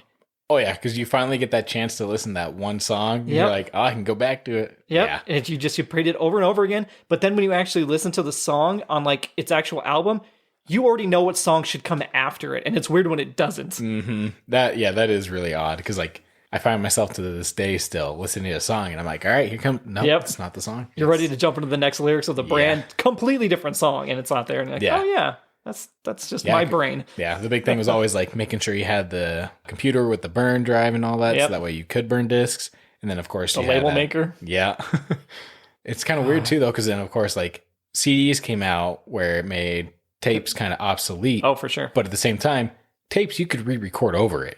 Could you? I think so. I don't think you can record over a tape that was already recorded on, right?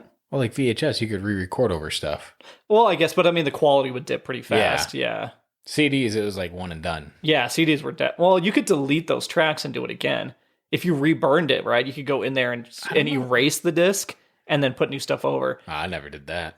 Maybe not. Maybe it was only rewritables. I don't know, because there was like DWs and RWs and dude, I don't fucking know. A lot of W's. I don't know why you would need to overwrite your songs on the CD. I'm trying to think like if I ever tried to like edit or take one out, it would like scrap the whole CD. Like the system like can't understand what you're doing when you're messing with mixed CDs. Mm-hmm. Yeah, it's like this audio track should be here. You can't just delete that audio. So maybe I couldn't.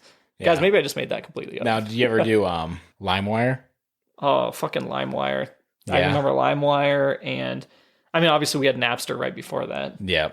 That was the big deal. Yeah, that was the big thing of like, I remember just like finding songs on there. Yep. And the worst part of it was... Dude, LimeWire was so dangerous. You found a song, and the times like... Viruses? Well, that was the big thing. Spam and viruses, dude. It was terrible for your computer. Oh, yeah. I'm pretty sure I ruined my parents' computer. I think every kid that got access to LimeWire ruined their parents' computer. Yeah.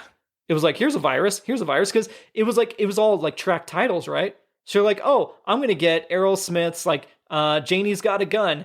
And then you download it and you're like, oh, that's just a virus. That's not even that song. That's just like a blank recording just to download something to your computer. Like, Mom, just so you know, I'll take 50% of the blame. My sister also used it, so 50% goes her way. Yeah, same. I'll share it with my brother. Yeah, that's right. But yeah, no, it's one of those two, like you download it and it was like the DJ edition or something like that. It wasn't the actual edition. Because it's peer-to-peer, right? It's P2P. Mm-hmm. So some other asshole just uploaded it so they can upload anything they want and they have millions of people download it to their own computers. Yep. What a Trojan horse that is. Oh, yeah. Dude, hackers would kill to have that access to people's computers these days. Yeah. Now you have to get them to open an email, click on the link in the email, sometimes even then fill out information in after you go to this. Like, they have to do a whole thing. You have to select images with cars and you're like, well, that's a truck. Do they count that as a car or is that going to be... That is not a virus thing. That's just, are you a robot or not? Still, it's annoying. That's completely different, but yes, I get what you're saying. So yeah, when it's like, choose the storefront, you're like, fuck you, storefront. I think there's a corner of a building, so does that count? Those things suck. They do suck. Yeah. And then after that, it kind of, after CDs, you just kind of got iTunes and playlist on. Well, when iTunes started, when the iPod came out, and obviously the Zune then, dude, that changed everything. It did. The guys, when we were all living together, you got 4 or 5 guys sharing one computer with all their songs on the same one. So each one of our iPods had over 10,000 songs. Mm-hmm. We had every song we wanted. Like, it didn't matter. We were downloading it from the internet. We had all of our CDs we compiled. That was it. it did ruin a lot of the music scene. A lot of artists started getting fucked out of money. Yeah. Because I enjoyed going to Best Buy and looking through the CD racks. Yeah, I remember going to Walmart and having cassette racks. I took a stranger's advice once buying a CD. I was at Best Buy. Was it in their white van? Yeah, it was outside of Best Buy. No, I was looking at it was a Linkin Park CD. Oh. And they're like, "Hey, if you like Linkin Park, you should check out this band." It was Red. Red? Yeah, was the name of the band. And I was like, "All right, sure. Never heard of them. Why not?" And it was actually good. It was a nice album. So. Oh, I thought you got swindled here, but you... No. Was it an employee or just a random person? Random person. Was his name Chris or Keith? I can't tell. Well, it was Chris. He followed you. It was Chris. Sure it was. Yeah, no, I had something before I thought about Chris and Keith. Picking up a random CD at Best Buy from a random person in the white van. No, that's brave to trust him. I'm glad it panned out. I remember buying my first CD from Walmart, and it was Eminem, the Marshall Mathers, I believe, LP. It was all fucking edited. And then they started being like, oh, guess what? Everything you buy at Walmart is edited. Yep. And I was like, I remember what? That. Everyone hated it. Dude, I had this at the time. I mean, those CDs were expensive. Yeah. I was just a kid. I was like, well, I can't buy another one. Yeah. I always have to listen to edited Eminem. What's even the point? Yep. When I think about mixtapes and all that too, CDs came out soundtracks, and that was kind of like a mixtape. Oh, dude, I'm movie. a soundtrack nut. And it's outrageous. My first one was Godzilla, 1990. I had that one as well. And that's the Come first with time. me. Dun-dun-dun. Yeah. Dun-dun-dun. And then you get the Godzilla roar in there too. Oh, and dude. as a kid, you're like, this is so badass. No, because Green Day redid their song, Yeah. Brain Stew, and added the roar. Yeah. And so, but then you go back to the old Brain Stew, and you're like, well, this is weird. Yeah. It doesn't have as much energy. Yeah. It ruined a fucking great Green Day song. Yep. And that's Oh, the first time I heard the song Hero as well. Really? Yeah. Okay. Great songs. It was a banger of an album. It really was. Well, on the note of great albums, what would be on your top 10 mixtape? You knew I was going to ask you this. I mean, I was coming with prepped? the same thing. Yeah. Yep. I've got my top 10. I said, let's crack so you it at already 10. had a chance to think about it. Oh, of course. Well, I'm asking you about it. Give me your top 10, your top 5, whatever it is. Like, we don't have to talk about each song, but like, what would be Nate's mixtape? If you wanted a mixtape made for yourself, what would you want on there? Okay. I'm just going to go through some artists. I'm not going to go particular songs. For sure. Frank Sinatra I'd like on there. Oh, I've never heard you listen to Frank, but okay. Yeah, I got like a 4-album set of his. It's great. That explains the suit and hat he's wearing right now. Looking a little dapper for the pod. Better than the ponytail you're rocking right now. Oh, no, I'm not ponytail, Derek. No, I would never. 4 Year Strong. I know. We knew that was going to be on there. You only get them on there once, though. Let's see. Probably Blink 182. Okay, you don't know what Blink one is your favorite. What would you want? Probably Down. Okay, that's a good one. 21 Pilots. I have one of theirs on there. Oh, I hate 21 Pilots. I know. Pothole song. Todd loves Dude, it. the fucking pothole song broke my brain. Okay, come on. Probably Dean Martin or Benny King. Ooh, yeah, no. I have Benny King on mine. Yeah. Probably Dexy Midnight Riders. Oh, okay. That's an obscure. Yeah, something along the lines of that. Maybe if I go nostalgia of like when I was young, just for shits and giggles, probably Eiffel 65. Oh, no. What did they sing again? Blue. I knew it was Blue. God dang it. I was hoping it wasn't. I was like, maybe they did a different one. Yeah. Shit, Blue. So just off the top of my head, there's, a few. Okay. All right. My mixtape was, it's a mix, well, there you go, of older ones and actually newer ones. I found a lot of music I love recently in like last few years. Okay. By surprising me. I would have About Today, The National. Yep, that's a good one. Within You, David Bowie from Labyrinth, as Jareth in Labyrinth. All right. I moved the stars for no one. The World I Know by Collective Soul. Sweetness Follows by R.E.M., a very big one from Vanilla Sky that they use. The Kids Aren't All Right, The Offspring. Yep, that's a good banger. One. That is. Vegas by Mission 19, and that was a local band in Fort Collins that I actually got to hear with like my first like real serious girlfriend, and that one's probably more just special to me, but it's a very good song. Mr. Golden Deal by Tonic, Empty Cans by The Streets, and that's kind of like, it's like a British rapper. Yeah, it's super good. It tells a whole story. That album, look up Empty Cans, and then If I Go, I'm Going by Gregory Alan Isakov. And that's actually the song they sing at the end of Haunting of Hill House. Okay, yeah. It's soup, dude. That song is always puts you in a mood. And then I think it's a tie between Jar, Jar by Green Day, and then Sigur Rós. Put any of them from the Untitled album, the like parentheses album. Dude, I can't even pronounce the names. That's why I'm not even going to mention. It's like starts like NJ, Alfred, whatever. No offense, like I just can't fucking say that. But that would round out my mixtape. Nice. To finish kind of off real quick on here, what is your favorite album of all time? Let's see.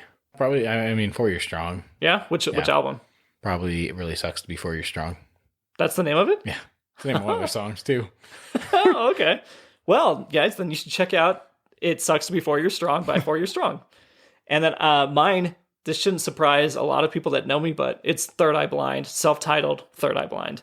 Semi-Charmed Life is on there. Motorcycle Drive-By, How's It Gonna Be, Jumper. Guys.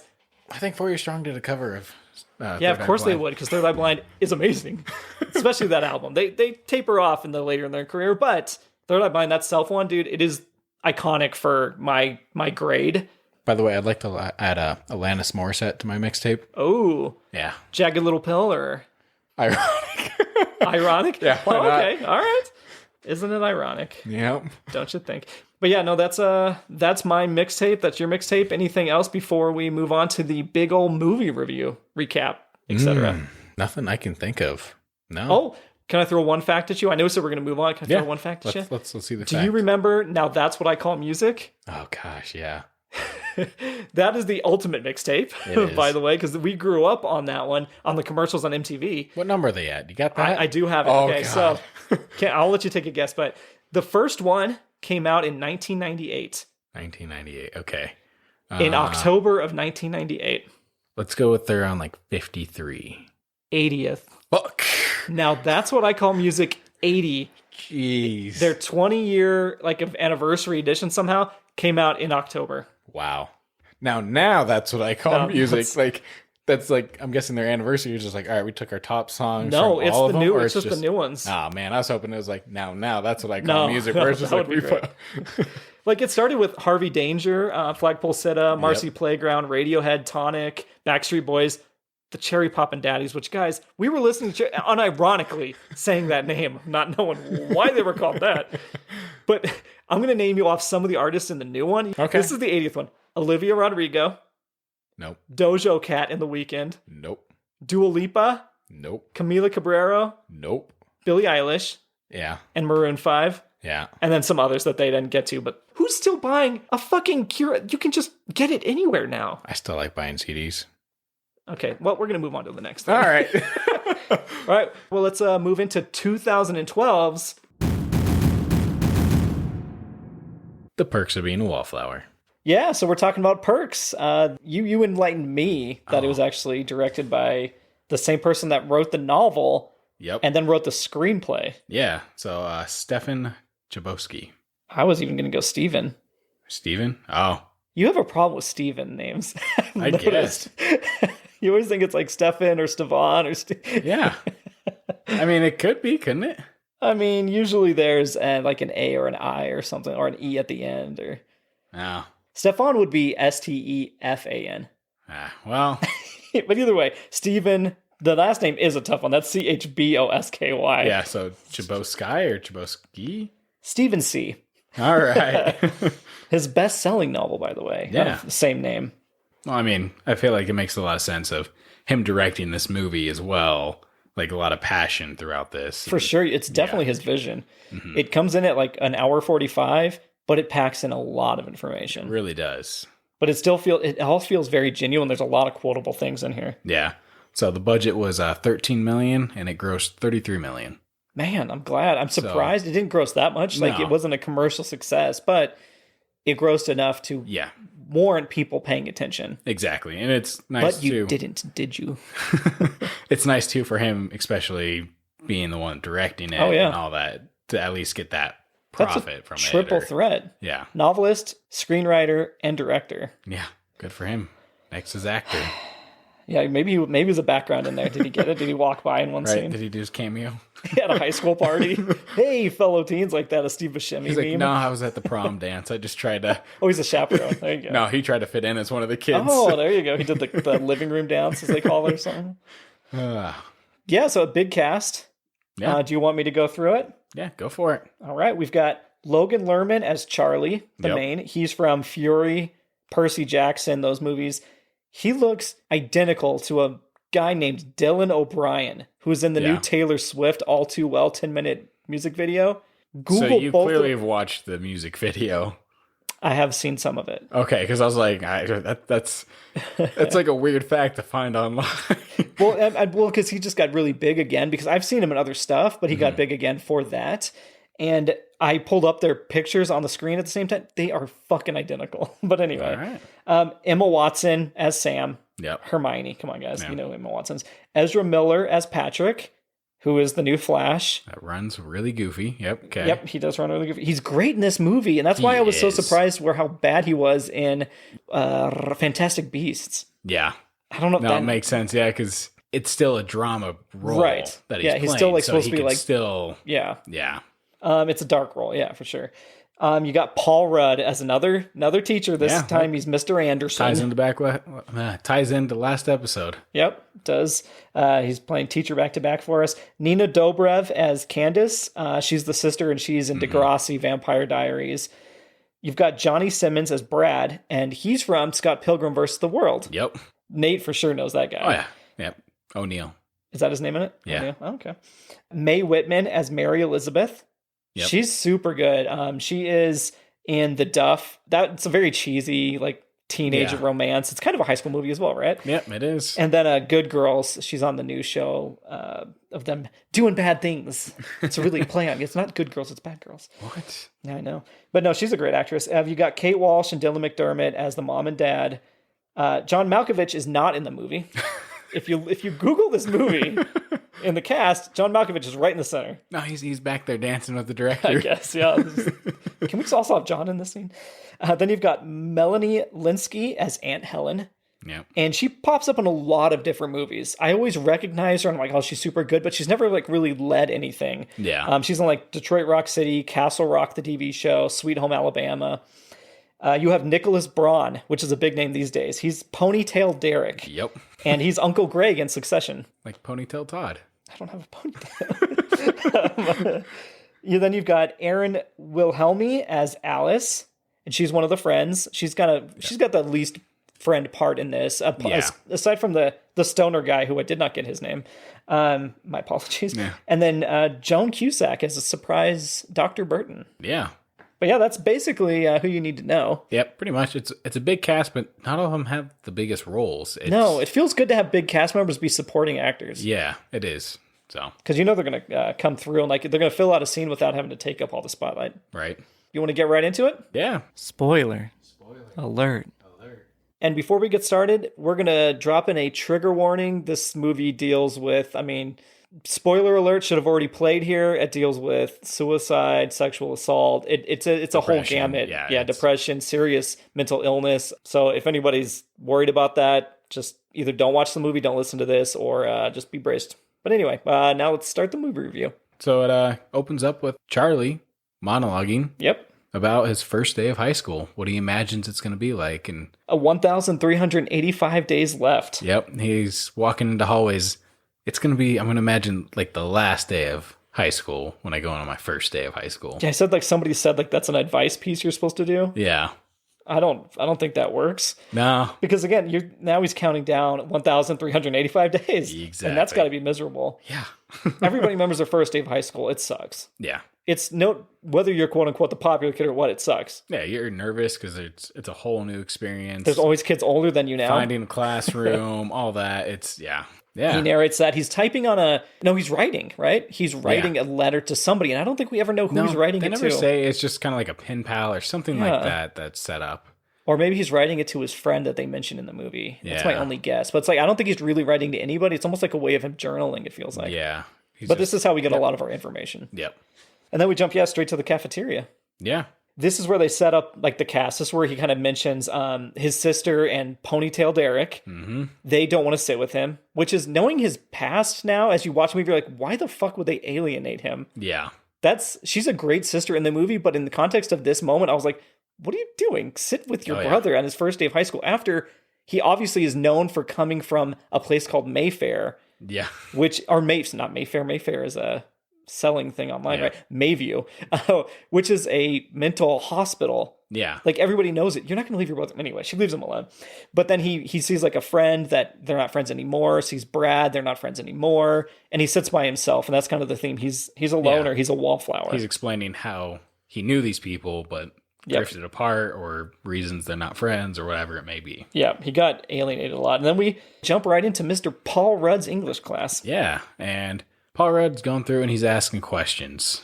He asked about, first writer to create a novel had a cliffhanger or whatever. Oh, yeah. Something along the lines of that. And either way, everyone's trying to answer, but Charlie, he's not answering. He writes it down on his notebook, and Paul Rudd walks by and notices he has the correct answer, which was Charles Dickens. Yep, that's right. And it's just one of those things where Charlie's not participating in class. He's just... But he's super smart, and and the teacher recognized it. Because then he asks like the next question. He's like, anybody? And he looks directly at Charlie. Yeah. And Charlie doesn't answer, but he knows that he knows he got the next question. And once again, he wrote it down in his notebook, which it was box office was the answer. Oh, that's right. Yeah, it was like how they collected ticketing or whatever. And then at the end of class... Oh, go ahead. No, I was going to say... And I'm sorry for using the words, but the girl in the class bullies him more than anybody else. Yeah. And that always threw me off. Girls can definitely be bullies. I'm not saying, but it's weird to see it portrayed. Yeah. And she says, nice trapper keeper, faggot. And you're like, what? Yeah, it is. It's in your right face. In this. Yeah, it is very blatant. And it's one of those things, too, he's monologuing during this, too, where he's like, believe it or not, she's gotten straight A's since kindergarten. Well, but then you see her bully him and steal his homework. Yeah. So she's obviously cheating to get those A's too. Obviously. Something, she's going literally on there. stealing from this kid. Oh, yeah. And again, guys, women can be bullies, but it is weird to see that fucking portrayed. Yeah. In that level. So after that, class gets dismissed, and Paul Rudd's character kind of calls Charlie out saying, hey, why don't you try participating in class? Right. He's already kind of filling that mentor role. Mm-hmm. And Paul Rudd's going to be a good guy in this story. Yeah. And it's one of those things where he talks about like him being nervous in school, and he's like, Paul Rudd's like, oh, it's good if you make at least one friend during your first day of school. Mm-hmm. And Charlie's like, well, it's kind of sad if my only friend I make on my first day of school is a teacher. Yeah. You can see Paul Rudd's kind of like, ouch, but I get it. Yeah. Yeah, you're right. And then we kind of get, and I'm not going to say kind of, this is the big through line. You start to get bits and pieces of an Aunt Helen. Mm-hmm. You can see he does flashbacks every now and then. He gets lost in thought, and he thinks about his Aunt Helen, and it's like Christmas time, and she's always like, oh, Charlie, this will be our, I'm going to go get your gift. It's all very sweet. You get there's something dark there, but it's very sweet what you're remembering. Exactly. Yeah. They're portraying it as like, no, she is a saint and an angel at this moment. Yep. And through Charlie's eyes. Right. And it's right after this, when he gets home, that he actually... You get to see Ponytail Derek and the daughter or the sister, right? You kind of meet the family here as well. They're at dinner. Yeah, meet the parents, and then you also meet, like you said, Ponytail Derek and the sister. And they're talking about like, oh, how was your first day of high school, Charlie? And Ponytail Derek comes in with the line of, oh, I really found myself freshman year of high school. And the dad just looks at him like, I fucking disapprove of you so much. And he does it quick. He goes, thanks, Derek. Yeah. And Derek gives a thumbs up like, yeah, I got approval from the father, pretty much.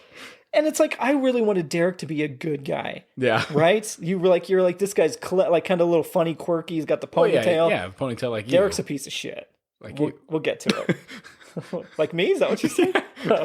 No, not like this. Not like this piece of shit. Actually. How dare you? But yeah, then Derek leaves, and this is where the mixtape comes in from our theme, where Charlie is gifted he makes the sister a mixtape every single time. Yeah, she's like, oh, this is my 10th one or something like that. And so she starts gifting them to Charlie. So he has mixtapes of these really obscure songs, ones that are older than him. Like, he makes him feel like a bit of an old soul, I guess, to not sound cliche. But at the mixtape, too, of course, it's like Derek at the beginning, oh, this one made me think of your eyes or something like that. Yeah. And it's just, ridiculous high school romance. Oh, for sure. We've been there. we've all been there, especially at the football game that they get to. I remember Yep. going on one of my first dates in middle school at a football game. Yeah. I sat down, she sat in front of me, and like, you kind of cup them in your arms, Yeah. like it's like, oh, look, this is my girlfriend. That lasted like 3 days. But anyway, we go to the football game and it is packed and it looks like our high school football area. When they came from the concession stand and turned right or turned left and went to I was like, was this filmed at our place? Is there the same manufacturer that makes all of these fields? It's a high school standard that all football fields have to be the same. And films, yeah. No, yeah, it looked identical. I was like, it really shit, put me in the creepy. moment there too, of like the stands, the metal bleachers, everything. I'm like, all right, go team. Yeah, I remember walking up those metal stairs on the side, going like it looks, and they had the sports box like right above, old school style. It really was authentically filmed. Yep, it was filmed in our hometown. Yep. Oh shit. No, it was not. Absolutely was not. Yeah, and this is where he kind of meets Patrick a little more. He kind of met Patrick earlier on in the film. Oh, right, there's wood class. With the shop class. And the teacher kind of dogs on Patrick where he's like, how I have a name, it's Patrick, or you call me nothing. And the teacher's like, all right, nothing, go sit down. And then it becomes a school-wide joke almost immediately. Real quick. But Patrick, is that accurate? Do you think that's accurate that a joke went that far? Because I could see it at times. The way things it happens so fast, but yeah. But at the same time, Patrick is better than that. He's not one that's going to like, he plays into the joke. He rolls with it. He even gets back at the shop teacher by reading the book. I can't remember exactly what he said, but watch it for yourself. Yeah, it's really good. And I mean, because it starts by him mocking the teacher with wearing his fake like pin as a mustache and goatee before the teacher comes in, and Charlie even says he's there to make us freshmen feel better. Yeah. He's obviously like a super senior at this point. He shouldn't be in this class. But he's there with all the freshmen, and he's like, he just wanted to make us feel good. It wasn't to make fun of us or anything. And then the teacher, then gets mad, calls him nothing, and that just runs with him. That he gets bullied for that. Yep. So we're at the game, and it kind of pans over to Patrick, and he's real enthusiastic about the football game. He's really into it. They're very into these games. And you got Charlie, who sits 20 rows ahead or whatever. And then throughout the game, when they're starting to cheer, he kind of starts moving his way a little bit closer to Patrick. Yeah, because at one point he's like right next to him, or like across the aisle. And he has that shyness of confronting Patrick at first, but then finally he's like, oh, hey, you're Patrick. And then they finally kind of just bond real quick there in that moment. Well, because Patrick takes him under his wing immediately. He's like, hey, man, you want to come over here? He's like, he remembers him from shop class. It's like, come sit with me. Like, he's welcoming immediately. And like, oh, Patrick's a good guy. Yep. And as that's happening, another person walks up the stairs, and who is it? It's Dream Girl Emma Watson, man. Like, they do the whole, like, you're looking up at her as she's looking down at him, and it's like the night sky behind. You can tell it's like a love at first sight moment for Charlie. Yeah, and it's one of those, too, where it's like the field lights are behind her as well. It's not just like the sun or something like that. No. It's the lighting. They did a really good job of, like, love at first sight for sure there. It's like we all had, again, that moment where you see, like, the girl or guy for your first time, and you're like, oh, my God, this is the person I need to date this person. Like, I need them to know me at least, like to know what I exist. And well, she's the stepsister of Ezra Miller, of Patrick. And she sits down, and she doesn't even like sit next to Patrick. She just pushes. Nope, they just push Charlie and kind of sandwich him right in the middle. So you immediately know they're close family. They're very friendly. They're welcoming to people. Yeah. And they're super into this high school football game, which was surprising to me. Oh, yeah. So after that, the game ends, and they head over to a diner. They do. And they invite Charlie, like, hey, come on along with us. We're going to go to the diner. And from there, you kind of get more of the music that's into this movie, where they talk a lot of songs. And the Smiths and that kind of classic stuff. Connect through that. It feels very Juno, like what Juno would have a playlist from, of the movie Juno. It's very much like way above their time. This is, if they don't even mention this, but it'd be like, oh, Pink Floyd and... Pink Floyd. And I was gonna see where he was gonna go with that. Well, I was like, if I get too obscure, then it doesn't mean anything to anybody. So like, it's fine. But like, again, it's these kids in high school in 2012-ish, right? And like the time it came out, and they're talking about songs that came out in the 70s. Like that's like their era, right? It's like they even mention, well, it's not good if it's not on vinyl. That's that kind of crew. Well, I mean, the movie came out in 2012, but it's not set in 2012. Is it like early 90s? I think it's earlier because either way, it's still like they're still. You think about it because they're on corded phones. There's no cell phones. Is there no cell phones? Nope. It's all old cars. Wow. So I guess I didn't even pick up the time frame at all. No, it's definitely an older movie. Okay, I'm going to say like mid-90s, mid-late 90s. Okay. Yeah, that makes sense. That looks right still. Yeah. And then but yeah, either way, so but even then they're still listening to music that was like their parents' music, right? Mm-hmm. And so yeah, which we'll get to a song that pops up that I'm like, how did you not know that existed? But anyhow, you could be a little biased, all right, Todd? There's no fucking way you can be biased. All right, well, after that, they kind of head home from the diner. And before they leave the diner, you actually see Brad walk in with like the popular kids. He's the football player, and you can tell there's a connection between Patrick and Brad. Yep. There's a look of like, hey, we know each other as more than just like classmates. Yeah, and this is one of those where the actor for Brad, like, he did a great job. He doesn't have a lot of lines, but he just portrayed his character so well over what little he did have. For sure. Yeah. No, he was really well done. Yeah, and then they leave the diner and they drop Charlie off at home, and he goes upstairs and he's going to go like say hi to his sister. Mm-hmm. And he opens the door, and what does he see from douche ponytail Derek? It's him slapping his sister. Yeah, I'm surprised the parents didn't hear that she didn't. Well, yeah, because they're having like an argument before about his mother or something like that, and it just leads into her and him slapping her, and it's a rough scene because Charlie wants to step in, but Candace stops him. Like, no, I got this. I can handle this. It's fine. Just go to bed. Yeah, and I mean, it was tough to watch because she's totally in that victim state where he watches her later, like time passes or whatever, and then you see her walking out to the car. They kind of cuddle and kiss, and she said, "No, nothing happened." Yeah, she says, "Charlie, well, no, I kind of egged him on." Yeah, dude, that's so bad. Never hit a woman. I mean, women never hit a man. Yeah, there's no reason for it. And then, like, when Charlie gets to do something physical, like, it's apparently a rage kind of moment. She's like, and even she shouldn't have protected his ass anyway, but she did for probably multiple reasons, right? Yeah. Because it might send him into a spiral that we kind of underlining reason, and makes sense. So after he says, or like they say goodbye or whatever, there's like a flashback of Aunt Helen for Charlie, and just kind of go now like Charlie idolized her. Yep. More scenes like they're sitting at like the kitchen room table talking. It's always like there's a gift. And the thing is, like, she's always smiling. It's always said thoughtfully. He's always nice about it when he's narrating it. Yeah. And you don't really, it's hard to say because knowing now, and I guess spoilers, right? Like you know there's something darker to what's going on, but you don't catch it the first time around watching it. So I really hope you guys are watching the movie for the first time and not just listening to us do this. Yeah, because first time you're watching it, it's really Charlie idolizing everything. Yeah, there's no reason for you to doubt this right now. Yeah. Mm-hmm. So after that, we go to the homecoming dance. We sure do. And it's kind of awkward where Charlie's sitting at the, on the side of the dance and everyone's having a good time. Like a what? Like a wallflower, Todd. Damn right he is. That's where it comes from, baby. Yep. And a song comes on, and it is Come on, Eileen. Yep, by Dexy Midnight Riders. That's who it... I was like, I know that's an old band. And what did they sing? Yeah. Was that be the song you'd put on there? Yep. Wow. Yeah. Okay. I don't love the lyrics, but the sound, it's so good. Yeah. When I started hearing that, I was like, I totally forgot the words were going to come up as "Come Eileen." Come on, Eileen, and I was like, "Mom, turn off the pod for some reason." But when that tune started going, I'm like, that is a fucking jam, and all the these old soul kids are like, yes, they're playing good music. Yep. And they let's go do the living room routine. Yeah, Patrick and Sam say that. Yep. They go out there and they start dancing, and Charlie kind of gets his head bobbing. Dude, that slow-mo walk to the dance floor is pretty cool. Yeah. And as he's going, he gets into the dance floor, and Patrick and Sam greet him with open arms to come dance with him on the dance floor, and absolutely love it. And it's just a great dancing scene of acceptance.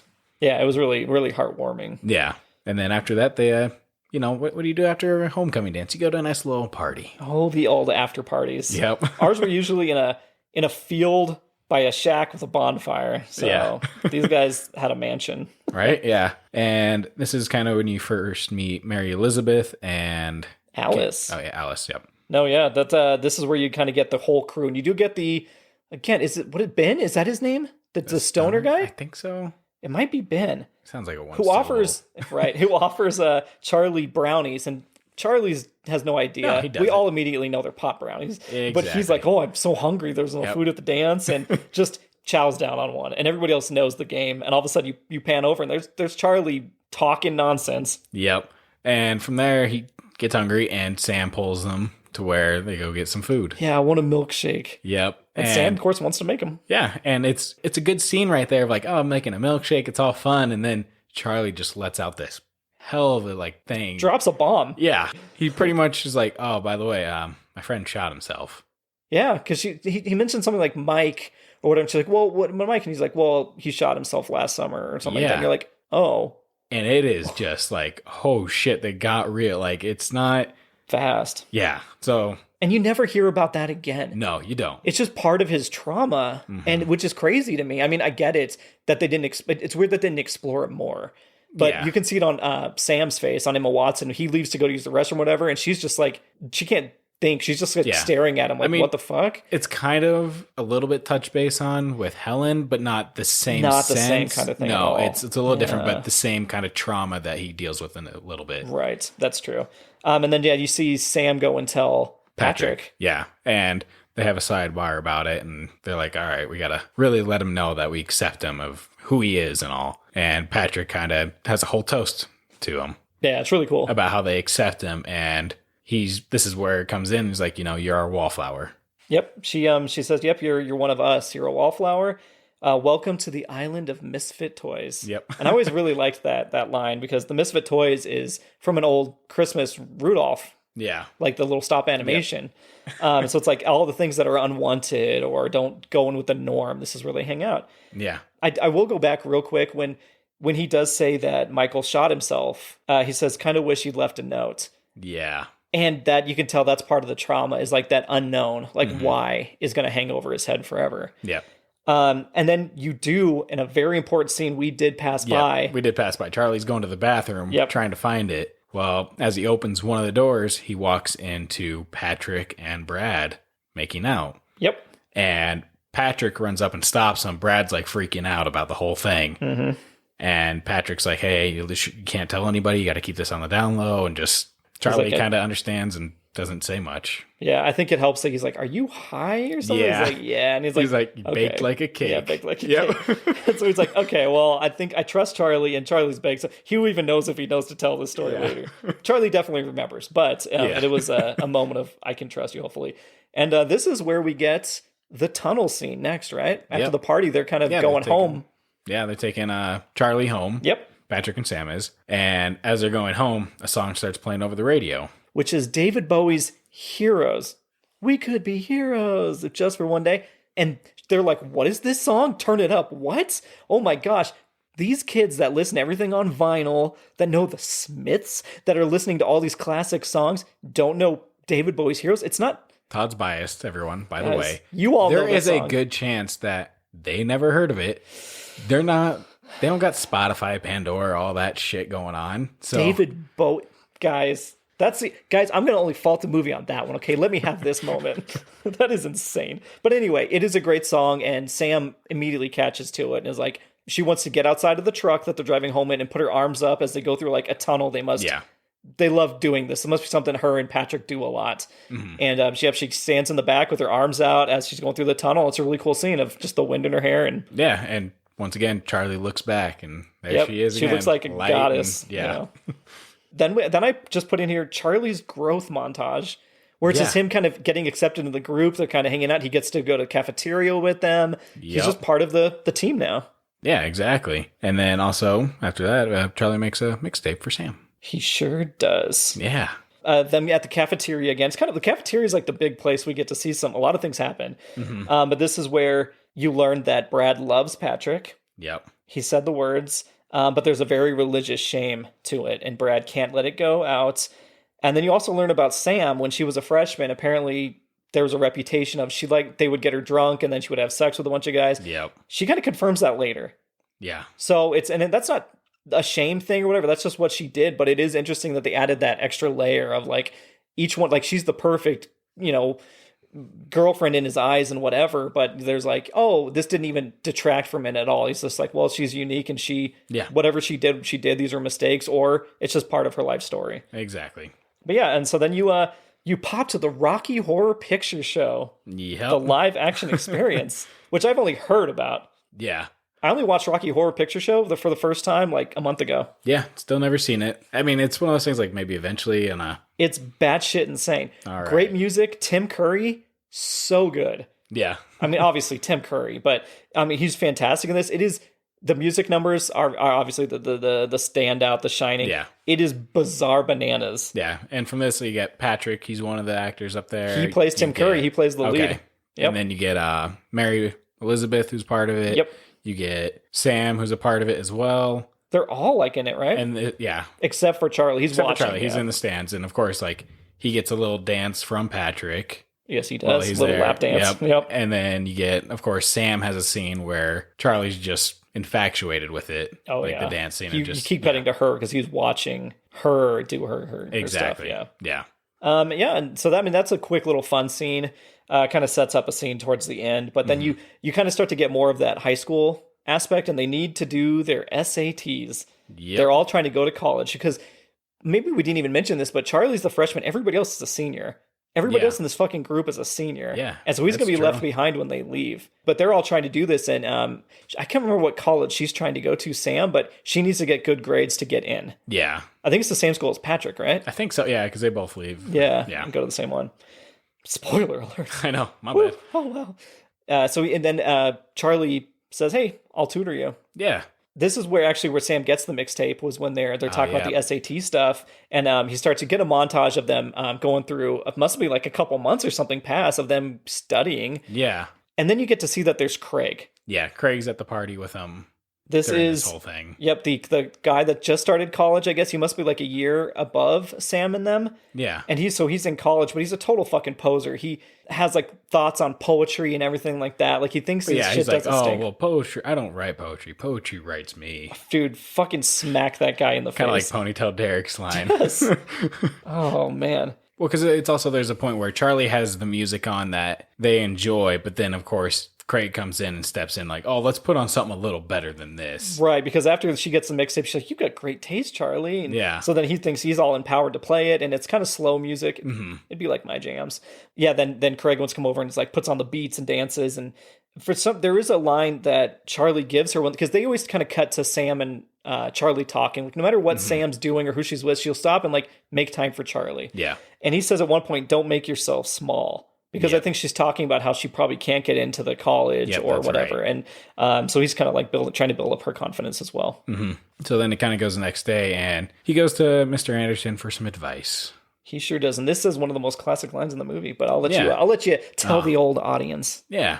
Throughout the entire movie, Charlie's also kind of getting extra books from Mr. Anderson. Yep. And he's writing reports. Yeah. He's writing reports on it just for fun. There's no reason behind it. It's just Charlie wants to be a writer. I don't think there's extra credit, right? No, I don't think it is. And so he's definitely created that bond with Mr. Anderson, like you said, as a mentor earlier. Mm-hmm. And he's asking about like, like there's a person that you love or something like that along the lines. He basically just asks like, why do nice people choose the wrong people to date? Yeah. And then Mr. Anderson's like, oh, we accept the love that we think we deserve. Yeah. Just repeat that line for them. I want the audience to hear this iconic line. We accept the love we think we deserve. So good. It is. It is really good. And that's totally, you could definitely tell this was the writer of the book being like, that's my line. Like, you got to get that in there. Well, it just speaks so much truth to like a lot of people because once again, you get inside your own head and you just think like, oh, this is what I deserve. I don't think I really deserve more than this or anything like that. Right. So... yeah, this is all kind of part of a big montage cut in between, and you get all the way up to Christmas time. Yep. This last whole act takes place in this kind of like week of Christmas, it feels like. The last couple, 2 weeks of the year, I think. Up to New Year's Eve, right? Mm-hmm. And so I actually wrote down Christmas time in his house because Dad gives him $50 to go do a Secret Santa because he knows that, Charlie says, hey, Sam really likes Secret Santa. Yeah. This is their thing, and the dad's like, okay, and he gives a 50 instead of the 20 he asked for. Because at first it's like, hey, Dad, can I have $30? $20? What do you need $10 for? A dad joke and all that. I didn't catch any of that. Oh, yeah, I was in there. I thought you were misspeaking. I was like, no, it's $20. What? Yeah, no, yeah, wow. it's yeah. I didn't catch that at all. But then, so then you get to the results of the last semester. And Ezra Miller, Patrick gets a C from this wood shop guy. Oh, yeah, the best part, too, with that is because of the hate between the two of them. The teacher and him. Yeah. It's like... they ought to make clocks. It was like their final project.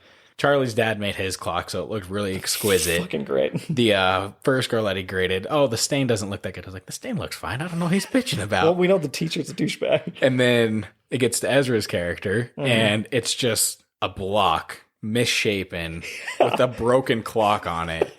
So it looks like shit. And from there, Ezra has the line, if you fail me, you get me next semester. C- hands it back to him. Yeah, C's get degrees, man. Yep, and then you get Sam getting her 12-10 on the SAT. Yeah. Which I assume is good because she loved it. Yeah. I couldn't tell you if I ever got close to. I don't think I ever took the SAT. Yeah. Just the ACT. Yeah, I think it's state standards in certain areas. Oh, really? I think, yeah.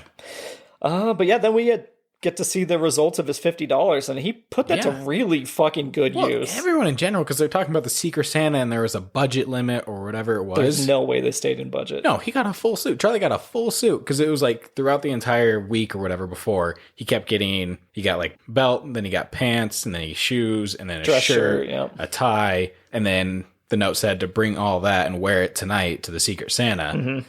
And the last thing was a jacket. And it was like, oh, well, if you're going to be a writer, you need to look like a writer. All great writers have suits. Yeah, that's why I don't have a suit. I actually do have there's only for like weddings. Anywho, and it was a really, really nice. Like, this is one of those times where the characters are written as if like they were adults because they're so fucking thoughtful. Yeah. Like, everything is so thought out. But yeah, Ezra Miller is the Secret Santa. But everybody got a really thoughtful gift. And then Sam says, hey, come up to my room. Yep. And guys, this is where I kind of want to say Sam is a giant tease in this movie. Yeah. Like, and I don't mean like giving him the wrong signals. She is giving him every signal that he should be making a move or that they should be dating or that she, and we'll get to it. It's hard to say because later on what happens too, though. All right. Well, all right. So after that, we'll get to the scene here. This is insane. But yeah, go for it. All right, so they get up to the room, and there's another gift waiting for Charlie. Right. And it's an old typewriter. Yeah, classic. Getting these old souls. Yeah. And she opens it up, and he's like, oh, what do you want me to write about? And it says, there's already a line typed out there, and it says, write about us. Yep. Is that what you're saying? She's starting off with the teasing? No. That's not the tease. We'll get to the tease here. And then he writes back, I will, on it. But so it's a very cute moment. And so now they're alone in the room. Mm-hmm. Then she goes and sits on the bed. Yeah. And then he goes and sits on the bed. And she then they're talking and she says, have you ever kissed a girl? Now we have to get serious for a second because she throws a very boom line in there as well. And she says, yeah, when I was 11, my very first kiss, it was my dad's boss. Yeah. And like, it's gag brief, like, ugh. It's one of those where it kind of goes back into her character more of like, is that kind of dealing with her freshman year the way she is because of that? And so... And it's weird how she downplayed it so much. I don't know if it's because she was nervous or maybe she wasn't ready to talk about it. Yeah. But she kind of moves on that very fast. And she does say she did sleep around a lot. She kind of confirms that. And so you're like, okay, to your point, she's projecting or something's going on related to her past trauma. And Charlie goes, my aunt had the same thing done to her too. Mm-hmm. He says, and she's my favorite person in the world until now. Yep. Which is very cute right now. Yeah, because of the way you see Helen... She's idolized in this moment, and it's not what happens later on in the movie. And so it makes it really hard to enjoy that scene now watching it because you know how she is. Right. And this is when Sam goes from tease to she goes, I want to make sure the first person that kisses you loves you. Yeah. Okay. She has now told Charlie she loves him. Well, yeah, there's that. And that she wants to be his first kiss on her bed in her bedroom. Well, yeah, and she was like, forget Craig right now. Yes. All of that. So, I'm going to jump ahead here, okay? I'm sorry.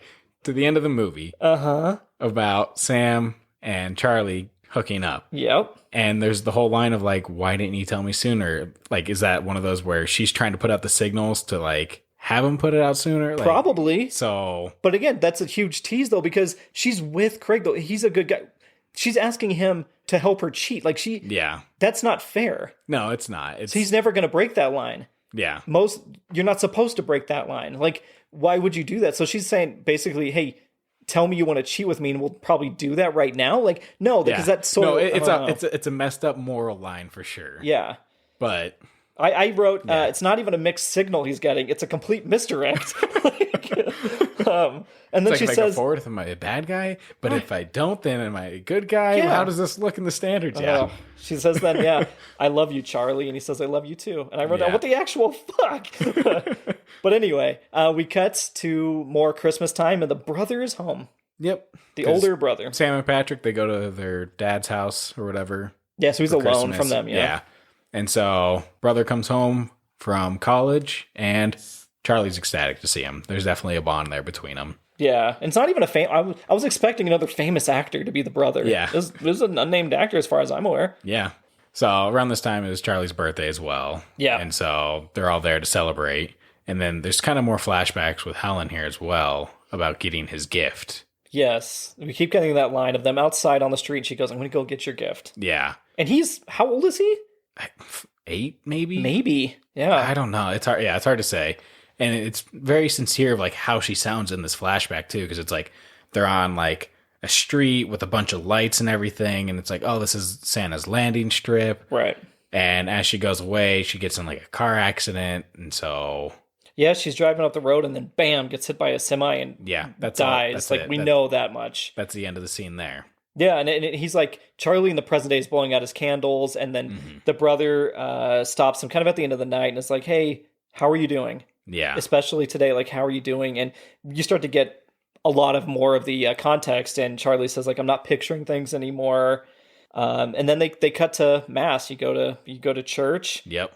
And it was a cool transition. Did you like the transition they did? From the accepting the cracker Yep. to taking the drugs? Yep, they put the cracker on the tongue and it became LSD on his tongue. Yep. Yeah, so it was very cool. I liked that transition. It was fun. It was. And then, now he's he's shoveling a circle in the driveway, apparently for like hours. Yeah, he's out there, and it's like, it's a perfect circle that he has made. Well, he's been doing it over and over again. Yeah. So from there, it's kind of like Sam goes out there to kind of, as she always does, she always goes comfort to find him and see how he is. She gives him glasses and all that like he said, she's like, oh, these are going to protect you from I don't what? get where I that don't came know. from at all. It's kind of weird. So they go back inside. It seemed like almost like a cut plot that they didn't follow up with. Yeah. So they go back inside, and the party's going on, and up on the balcony, you see Sam and Greg. They leave to go to another room. Right. And from there, Charlie sees it, and he's not happy with it, and not much he can really do about it. So he takes a walk. Takes a walk in the dead of winter. Mm-hmm. And you start to kind of get more flashes, too. You get to see, it's kind of a mix of like drugs and sadness and the time of year taking over into his brain. And he starts to picture Aunt Helen getting killed in the car crash on his birthday. And he's got they get the news from the cop, and little Charlie's got the birthday cap on and everything. And then he goes and lays down in the snow, and you think, oh, it's just going to cut. And it does, but he's now in the hospital. Yep. And it's the cop, the doctor, and the parents sitting there. Yep. And he's like, no, drugs. I would never take drugs. No, that's not me. That's ridiculous. Yeah, he's squirming in the hospital. Yeah. Must have been being treated for hypothermia, because we found you at like 6 a.m. in the snow or something. Yeah. I'm surprised he's not dead. But yeah.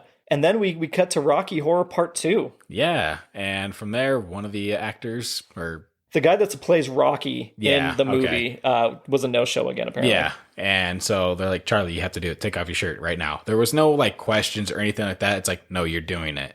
Mm-hmm. And then, of course, like, I've never seen it, but then there's the scene with Sam that they have there. And it's like the song, touch me, or whatever it is.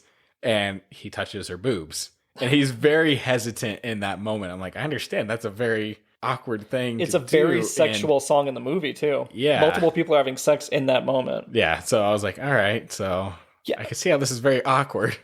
You think she's throwing some bad signals again there? She pulls him on. Bad. He's got like no shirt on. She gets rid of him and has him grab her tits on stage. Like, dude. Yeah. And she's saying touch me, and it's all sex on the monitor because they're playing the movie at the same time. Yeah. So. Well, after that show ends, they go out to the car where Mary Elizabeth meets up with Charlie. Yep, they're storing stuff in the trunk. And she's very like, oh, I'm not all about dances or anything like that, but, the Sadie Hawkins dance is coming up. You know, that Reliant K song. No, I don't. The Sadie Hawkins dance, where the girls ask the guy to dance. Oh, no, I know. They actually just spell out what the Sadie Hawkins dance is in that song? Pretty much. Okay. I mean, I knew about the Sadie Hawkins dance well before Reliant K came about, but this is where, the roles are reversed, right? Yep. But so she asks him to the dance, and he's nervous, Nellie, Charlie, and Sam's with a guy, so he says yes. Yep. So they go to the dance, and after the dance, they go back to Mary's place. Right, and I will mention real quick, Sam is now the wallflower at the dance. That's right. Yeah, so she's kind of turned Craig sides. was too cool to go to the dance. And so she's standing over there, and so he goes to see her, and you can kind of see Mary Elizabeth give like, what the fuck, dude? Like, what are you going to hang out with Sam?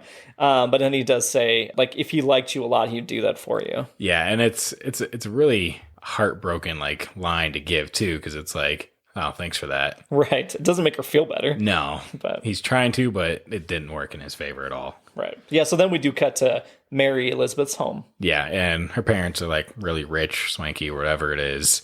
She pops open a bottle of wine, acts like she knows what she's talking about, and it's ridiculous. Turns on the fire, really setting the mood here. Yep.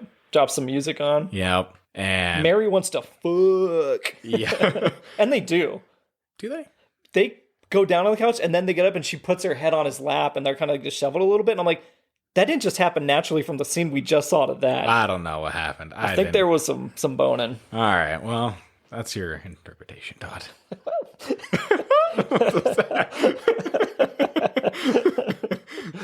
So, after that, too. What does she say to him when she's... Oh, this was the other part. I cringed so bad. Yeah, she's like, I'm so glad you're my boyfriend. Oh, and I was dude. like, the look on Charlie's face was like, the fuck? Like, he's now stuck. And we've all been stuck in a position like that, I think, in our lives, where you're like, oh no, this is going to break somebody. Yeah. If I have to say no, we're not. Well, it's one of those things too. Yeah, he's like, oh, I didn't want to say no because it has the whole monologue there. Yeah. Yikes to the fucking yikes, though. Like, she shouldn't say that. That's insane that she said that. One dance and now you're my boyfriend. She must have equated. I think that's why they had one dance. But I think that's why they had sex, though, because she wouldn't just be like, oh, we went to a dance and sat down on the couch, now you're my boyfriend. Yeah. I think they had sex, and she thought of like, well, now you're my boyfriend. Like, we did something bigger than, just going to a dance. Yep, exactly. I still don't think they had sex, but okay. You just said exactly, so I'm putting that on the record. No. Nope, he said exactly. Then later on, he has the line like, I'm really getting tired of touching Mary Elizabeth's boobs. But that doesn't mean he's just touching her boobs. I mean, I feel like he would have said more, but... No. Okay, that's flimsy. That is flimsy evidence. All right. Well, either way, he's still writing to his friend, this pen pal. You keep like you see it like cut to it like a few times during the movie. Yeah, he's updating this pen pal on his life. Yeah, and it's funny too while they're talking. It's like a whole monologue of going through with Mary Elizabeth, dating her, and all that. And he kind of has like a point of like, oh, maybe she's going to be good for me, and he's trying to find some positives in it. Right. But then there's also the scene where he's on the phone with her. Dude, I love this because I've had this same conversation recently. Yeah, and he's like, I just went to school with you, and she calls me right after school, and she's like, hey, what are you doing? And there's nothing to talk about besides the bus ride home. Right. He puts the phone down, and she's just going off on whatever it is. He walks out, and he has a conversation with his mother. And she's like, is she on the phone right now? Yeah. You need to break up with her, Charlie. Like, it's just like, and he kind of walks back in, dreading, and it's the dad's like, I just want to use the phone, like, because you're right, this is mid-90s, because once the phone's being used, you can't use anything else. Yeah. And he's like, there's nothing to talk about but the bus ride home. Like, what do you want me to talk about? Yeah. And I've had experiences before like that where you're like, oh, we're gonna see you in 5 minutes, and then they'll call and talk to you for those 5 minutes, and you're like, we're gonna see each other in let's just have this conversation then. Exactly. Yeah. Why are we on the phone? Like, enjoy some music on your drive home. Let's do that. Guys, I call him all the time on the way to the pod. I'm on the way to the pod. Don't you dare act like you're driving at me. And then we get to Truth and Dare. Yeah. Truth or Dare, I should say. And that is always the fucking ballsiest game to play with a group of people. Yeah. So it starts off and it's like, oh, Patrick, I dare you to kiss. Is it Alice? Yeah, it's Alice. Okay. Yeah. And he's like, oh, guys, get ready. You're about to see some real fag on goth or something like that. Something like that, yeah. Action here. And like, they just make out. And so there's that. And then after that, it's Patrick's turn. And he asks Charlie, truth or dare? Yeah, he says, well, at first he says truth. Mm-hmm. And then he pictures him like saying how much he loves like Sam and blah, blah, blah, blah, all this stuff, right? And then it cuts back to present. He's like, Charlie, truth or dare? And he's like, dare. I dare you to kiss the prettiest girl in the room. Yep. And Patrick, being who he is. Now, notice I said prettiest girl. Because honestly, I said prettiest person, you'd be all over me. But what happens next, man, turns your guts. It really does. So what does Charlie Mary Elizabeth do with that? Is to his left. Yep. He turns to his right real quick and kisses Sam. And Greg is there and everyone else. And he stops and realizes, I'm so sorry, Mary Elizabeth. And she rightfully gets up and leaves. Mm-hmm. Sam follows her. The girls follow. And then Sam like turns around and says, what the hell is wrong with you? Yeah. And he deserves all of that. Yeah. Because even for as much like you want to sympathize with that character, that is dumb as shit that he did that. That is so mean. Talk about you should have broke off with Mary Elizabeth a long time ago, or should have said something even after the fact that they quote unquote had sex. Apparently they did, but like in that moment you kiss Mary Elizabeth, and then you have the conversation later with Sam. Exactly. I wanted to kiss you. But you break up with Mary Elizabeth, then you have that conversation. But I'm saying like you kiss Mary Elizabeth, man. Yeah. That was awkward, but Patrick understands it. They're all kind of fucked up. So and not fucked up like drunk, but like fucked up in their heads. Misfit toys. Right? Yeah. Yes, misfit toys.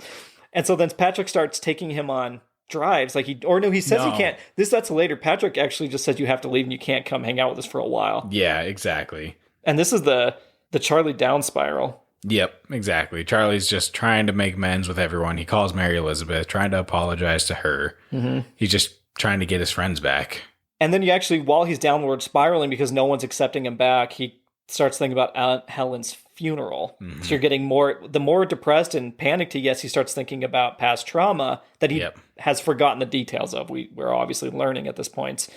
And you get kind of two traumas right now. And this is how he kind of gets brought back in because Ezra Miller, his character, gets caught kissing Brad at Brad's house by Brad's dad. Yeah. I probably said that way too weirdly for you guys, but Brad's dad catches them making out and just starts beating the shit out of Brad. Yep. Obviously, that just devastates Ezra because he gets told to leave. Well, yeah, and then Brad at that point doesn't want anything to do with Patrick. Right. And so, you see him in the hallways. Brad's with his girlfriend and all that, and the whole excuse is he got jumped, and so Patrick's just, like, done with it. So he starts really hanging out with Charlie. I wrote, Brad does nothing. Mm-hmm. Nothing at all.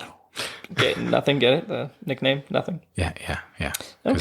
The shop teacher. Yep. Okay. Yep. Okay. So we go to the cafeteria, mate. Sorry, Todd. Don't you start using those. That is a don't worry, precedent we're not starting.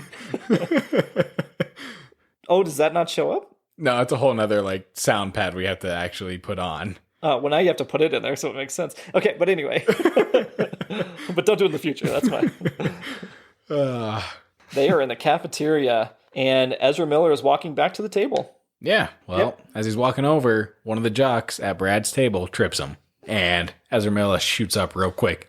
You're not going to do anything about this? And Brad's like, what are you talking about? And it's just the whole kind of tension building between those two there. And he's like, you're not going to do anything about your pet monkey or whatever he says there. Right. And Brad just really lays into him here with the line of, what are you going to do about it, faggot? And that's the line that hits, and Ezra Miller pounces. Yep, they start beating the shit out of each other. Yeah, and well, Ezra Miller, he's outnumbered. The jocks are holding him down. And one of them pushes Sam back as she runs up. Well, yeah, she's trying to stop the fight, too. I'm surprised no one jumped in to help her after she gets thrown down. Yeah, and so it's a whole scene, and Charlie's just sitting there seeing this unfold in front of him.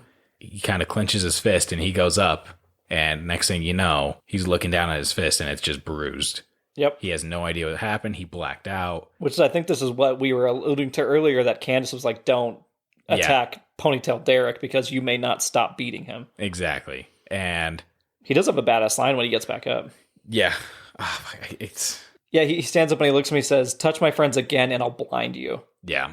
And then that's pretty hardcore. Yeah, exactly. He's the fierce friend. Yeah. He's the loyal, like, don't fuck with my friend's friend. Yeah, even though, like, they've kind of disregarded him for a while, he still stood up and he saved Ezra. Yeah. And that's what Sam does when he was leaving the school. She's out on the lawn and she says, like, oh, hey, you saved him. Like, do you know what you remember what you did? And he says, no. Do you want me to tell you? Yes, you saved my brother. Yeah. And he's like, can we be friends again? He says, of course. And there you go. It's all sealed up. They're back to friends. And there's another line in there, too, where they go to the office and Brad is getting talked in the office and he walks out and Charlie's sitting on the chair and Brad thanks Charlie for stopping him. Yep. And so you can see that Brad still loves Patrick. It's just... he has to play such a hardcore part to not be ostracized. Mm-hmm. So It's a hard scene there just for Brad in general of like trying to play it off, but at the same time, like him being a shit and not. He's not man enough to do it himself. Right. Oh, and then we jump to the next party night. Yeah. There's a lot of party nights in this movie. Right. And well, I mean, it's over a whole year, so. That's true. But I mean, yeah, just for a movie itself to like, it's like this party to this after party to this party. Yeah. And Mary's now dating a Peter, like a nerdy kind of college type. Friends. Yep. And she's really just like, I'm over it. It's done. I'm past it. Yeah, that's a high school love. Yeah, that's definitely high school love. It's a get out of jail free card for Charlie there. Yeah. And yeah, this is when Patrick is now starting to eat up his nights. Like he always wants to go on car rides and just like kind of, he always starts the night happy and gets sad. But on the particular night, the first one, they go to the Bluffs. And Ezra does say like, oh, my life is an after school special. Mm-hmm. And they get a good laugh out of that because they are all kind of playing into the worst possible scenarios for high school students. Yeah. And so at this point, Ezra decides to share an urban legend about some high school people. And then Charlie does the same. But his is lame as shit, right? Yeah. And then Ezra does it again, but it's more about him and Brad at this point. And at this point, he sits down on the bench next to Charlie, and he's just feeling sad. And he's saying, like, this is where you can tell Ezra Miller's character feels guilty about leaving Brad because he says the father just started beating him, like actually like he might kill him. And I said, stop, you're going to kill him. And Brad yells for him to just leave. And then Ezra Miller leaves the room, and he feels guilty for just leaving him there to get beaten, I guess. And he leans over and he kisses Charlie. Sure does. And Charlie doesn't pull away. He just kind of sits there and accepts it. Yeah, kind of like, oh, this is happening. Yeah. And afterwards, Ezra just stops and apologizes and starts crying in his arms. Yep. And then from there, you get a monologue of them just kind of going through the same thing night after night of... Oh, you keep saying monologue. Montage. A montage, yeah. Yeah. But also... Charlie's monologuing. That's true. He is monologuing over it. Good save. Yeah. And he's just saying how Ezra Miller is like, oh, this is the night. This is the night we always live for. And he's just trying to numb the pain through all these stories to live until he finally runs out of those stories. Mm-hmm. That is a sad realization. It's a matter of when you're that depressed, you're just keeping yourself occupied from one moment to the next. Exactly. But he does have a little cool senior day prank. Yeah. You would appreciate that one. And it goes towards the shop teacher. Yep. So it's the last day for them all, and senior prank he pulls is all the shop tools and equipment are pink now. Yep. The entire wall, all of it is pink. It's pretty fun. It's one of those, like, the teacher's like, what the heck? And I'm like, it's not your tools. Right. Why the fuck do you care? Yeah, it's almost like this is this guy's life now. Yeah. So sorry. Then we move on to what I called Getting Worse and The Last Day. Yep. That's when everybody's going to part ways to go to college. Well, yeah, because we find out Sam gets accepted into her college, and they want her to start summer classes right off the bat. So it's not even like Charlie gets the summer with Sam. It's, nope, she's leaving for summer, and he's on his own again. Right. Because Patrick's going with her. He's losing all of his friends. Then he goes to see Mr. Anderson on his last day as well, and Mr. Anderson asks, like, hey, can I still give you books to read next year? Because you won't be in my class anymore. And Charlie's like, of course. And it's a really nice moment. Charlie says, you're the best teacher I've ever had. Gives him an awkward hug where, Paul Rudd's like, well, this is uncomfortable, but this is sweet. Like, thank you. Yeah. Like, you can tell he feels good about having like made an impact in this kid's life. Well, yeah, because like throughout the movie, there's a whole like, oh, is he going back to New York? Is he not going back to New York? Paul Anderson's character. Paul Rudd's Anderson character. Paul Rudd. Yep. I know Paul Anderson. I don't know why. It's just... It's easy. Yeah, that makes sense in this context. Paul Rudd's character, he's back and forth if he's going back to New York because he's a writer himself where he wrote something for a New York Broadway play and finally decides he's going to stay. He likes the people there and he's decided he's a better teacher than he is a writer. Indeed.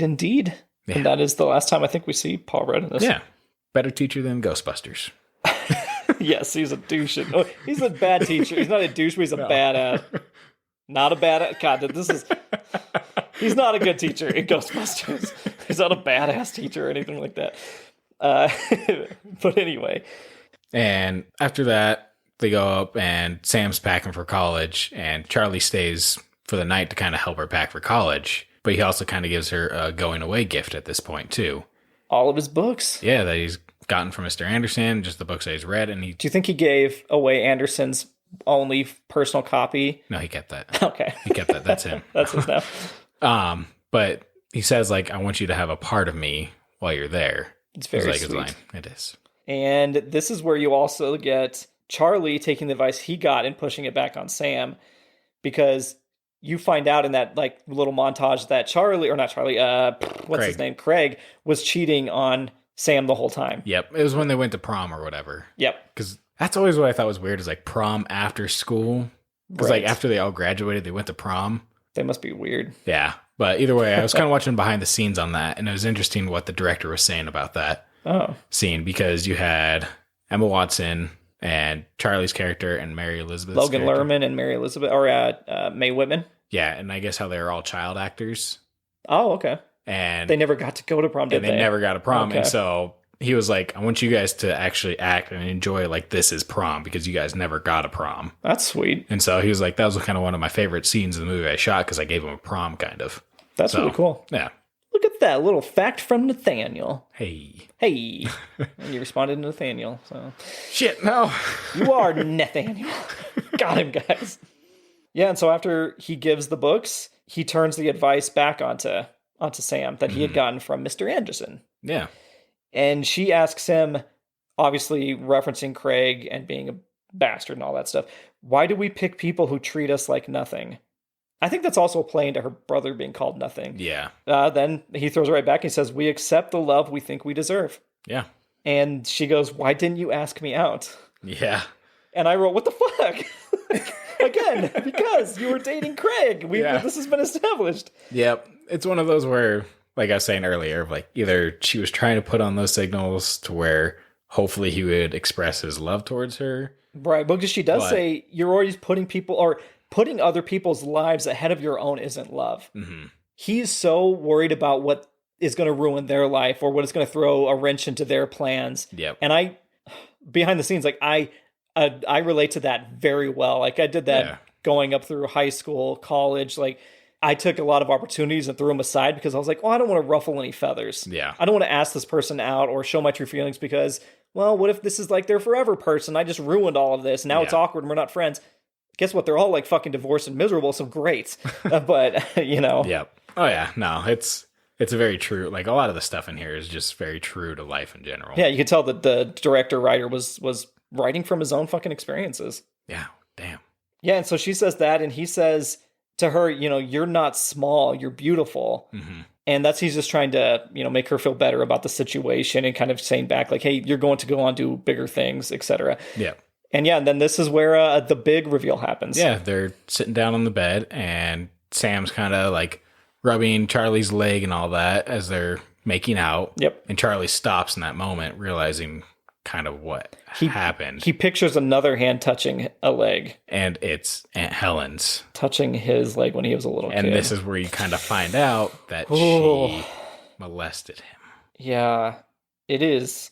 A lot of shit happens in this scene coming up. Oh, yeah. It's like a fucking snowball just started rolling, and it is cruising down the end because...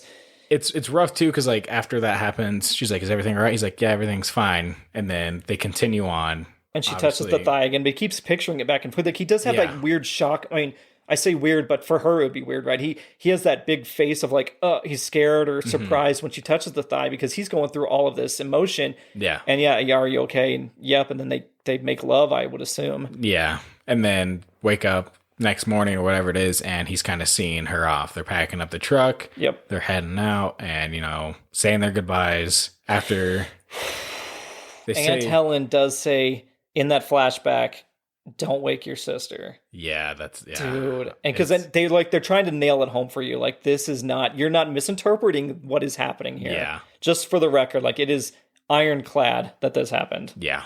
So after he says his goodbyes and all that, he really starts to go down that path again as he's walking home. He's starting to relive all those memories. Everything's starting to hit real hard.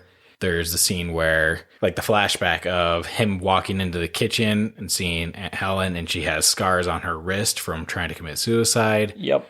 And there's so many things that's snowballing. He gets home. No one's home at this point. No, everybody's gone. He's lost his support network. Yeah, he's hitting his head against the door. Yeah. He's saying, it's my fault. It's all my fault. I teared up at this. Like, oh, it is. The eye point. Like, I'm like, this is so fucking well done, but so hard to watch. It hits more ways than one, for sure here. It's a very rough and powerful scene overall. It is. And as it's happening, he goes upstairs and he makes a phone call to his sister. Which, thank God he did that. Yeah.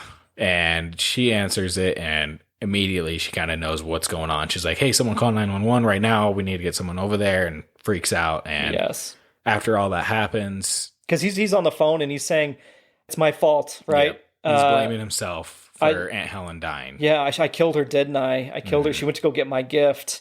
And yeah, the sister jumps on that so fast. Yeah. And after that, he wakes up in the hospital. And this is where we get Joan Cusack finally enters the movie. And this is our very last scenes we're having here. And it is another bit of a montage of him experiencing some time in the clinic. He is back, and he doesn't want to be another Mayview kid again, but he's back there. He's been admitted to this place, but he keeps defending Aunt Helen to the doctor. And the Joan Cusack, the doctor, obviously is starting to pick up. She knows something else is there. He's like, when you were sleeping, you were saying things. Your Aunt Helen. And so I guess luckily he was saying things in his sleep that she picked up on. And then you get the doctor telling his mom, so Aunt Helen's sister, and the dad about this. And man, I can't imagine getting that news. Oh yeah, no, that gotta be rough of like hearing that. Yeah, it's hard to say. Yeah. Because they're going to feel like that they're never going to live that down, obviously, either now. Like, that's going to haunt them for the rest of their time. That, what could we have done? How did we not see it? And mom and dad do go right into him and apologize and hug him. Like the dad's crying. Like it's done respectfully. It is. Yeah. It's nothing like over the top. Like, oh my God. No. Like it's this whole movie. Things are in shadow. They're not like always studio lit. And it's very real. And then, you get a montage, like I said, of the sister and brother visiting on holidays when they can. Yeah, and then you get weekends the visiting hours. They were there every single time they were able to. Mm-hmm. Yep, and then he starts narrating kind of the end of the movie here. He says, I'm going to stop writing to this unknown person. Yeah, and it's kind of him getting better at this point and realizing everything that's happened and accepting it for what it may be. Yeah, he says, we can't choose where we come from, but we can choose where we go from there. Yeah. And that is, he heard that a line from somebody told him that, or like a famous writer said that. And then we get one more scene with Charlie and Sam or Charlie, Sam, and Patrick before it's over. They get back from their summer school classes or whatever. It sounds weird saying that. Like summer school. Summer sessions, right? Yeah, summer sessions, yeah. After he gets out, Sam and Patrick meet up with him. Immediately, yeah. And they're glad to see him, and they're very accepting of him coming out. They're not trying to bash or anything. Of course not, no. And Sam gives Charlie a mixtape. Yep, they'll return the favor. As she gives him a mixtape, she's like, I found the Tunnel song. Bowie's Heroes, baby. No, they've never heard of Todd, okay? But and again, I wrote down again, it's so good. That song is iconic. Like, I do love that song. Yeah. And now they're driving down the tunnel. Yeah, and it's Charlie. He decides he's going out the window. He stands out, and this one, it's kind of different than the other tunnel scene because they stay in the tunnel the entire time. Right. But with this one, it's Charlie in the tunnel, but then it also opens up to the whole city after he comes out. That's true. I didn't even think about that. So it's like almost him getting freedom from Yeah, so he's not kind of encased in that anymore. It's just open world now. Right. And then you get the last narration from Charlie to close out the movie, and he does say, like, we'll all become someone's mom or dad. And I said, yeah, right. Unless there's mistakes made. Mom, turn off the pod. And there is a tunnel kiss at the end. Mm-hmm. Sam leans back out, gives him a kiss, and he goes back up, puts his hands up, and he says the line, "We are infinite." Yeah. And that ends it. They go off into the city and roll fucking credits. We can be heroes. We can be heroes if just for one day. Yeah, that is the perks of being a wallflower. Yeah. God, it is like super dark and depressing, but it's so well done that you can't ignore how good it is, right? Like it doesn't detract from it. No, it doesn't. It's, like you said, it's well done. It's very nice how they do it. It's nothing like over the top of the head. Like, they could have been cheesy high schoolers through and through. Yeah. But it's very grounded. Yeah. Whew. Well, on a much lighter note, Nate, can you tell everybody where they can discuss this movie with us or, see some clips from other episodes, anything like that? Yeah, they can call Todd at 867-5309. 867-5309. Feel free to call that number, because whoever has it, they're an idiot. I think somebody's got to have that. Oh yeah, they probably bought it. Oh yeah, They're it's like some regretting it. recording. They should just send that out to like advertisers to like buy time, like a billboard. Yeah, that'll work. Hey, we'll do that for the pod. Okay, cool, we're good. No, you can get a hold of us on any major social media. We got Instagram, Twitter, Facebook, And TikTok, Chapstick Talk over there. My bad. My bad. You can also email us at theendofsci@gmail.com. Oh yeah, you can email us there, or like I don't think there's anything else, right? No, that's it. Okay. We don't have a P.O. box or anything. You can't give us a hard mail copy. Sorry. Yeah, you could just find Nate. If you see Nate on the street, Yeah, I'm usually stick bumming a around sticky somewhere. note to his back. Kick me. Well, kick me, or like a question you want to have him answer on the pod. Ask him why he hasn't seen almost every single movie I listed off for those high school movies. Yeah? Ask him why he hasn't seen those two movies. Those two. Love Simon. Those two and, ones from the last like 3 Spectacular years. Now. Shit, I'm so behind. At least I remembered which ones were. Do you remember which ones I haven't seen? Fast Times. Is that the only one you have seen? No, I haven't seen it. Okay. You're good. You got Breakfast one. Club. I saw that one. You saw that's the one. All right. And well, with that, we accept the love that we deserve. And I feel bad saying it, but guys, it's fucking Candyland and the Island of Misfit Toys. All right. All right, everyone. Well, Todd is away getting some water. You're stuck with me. Let's go back over. Well, we talked about friendship. I consider all of you friends. Todd's probably going to pull this all out, honestly. He's like, God, this is so cringy. No one wants to hear Nate just talk.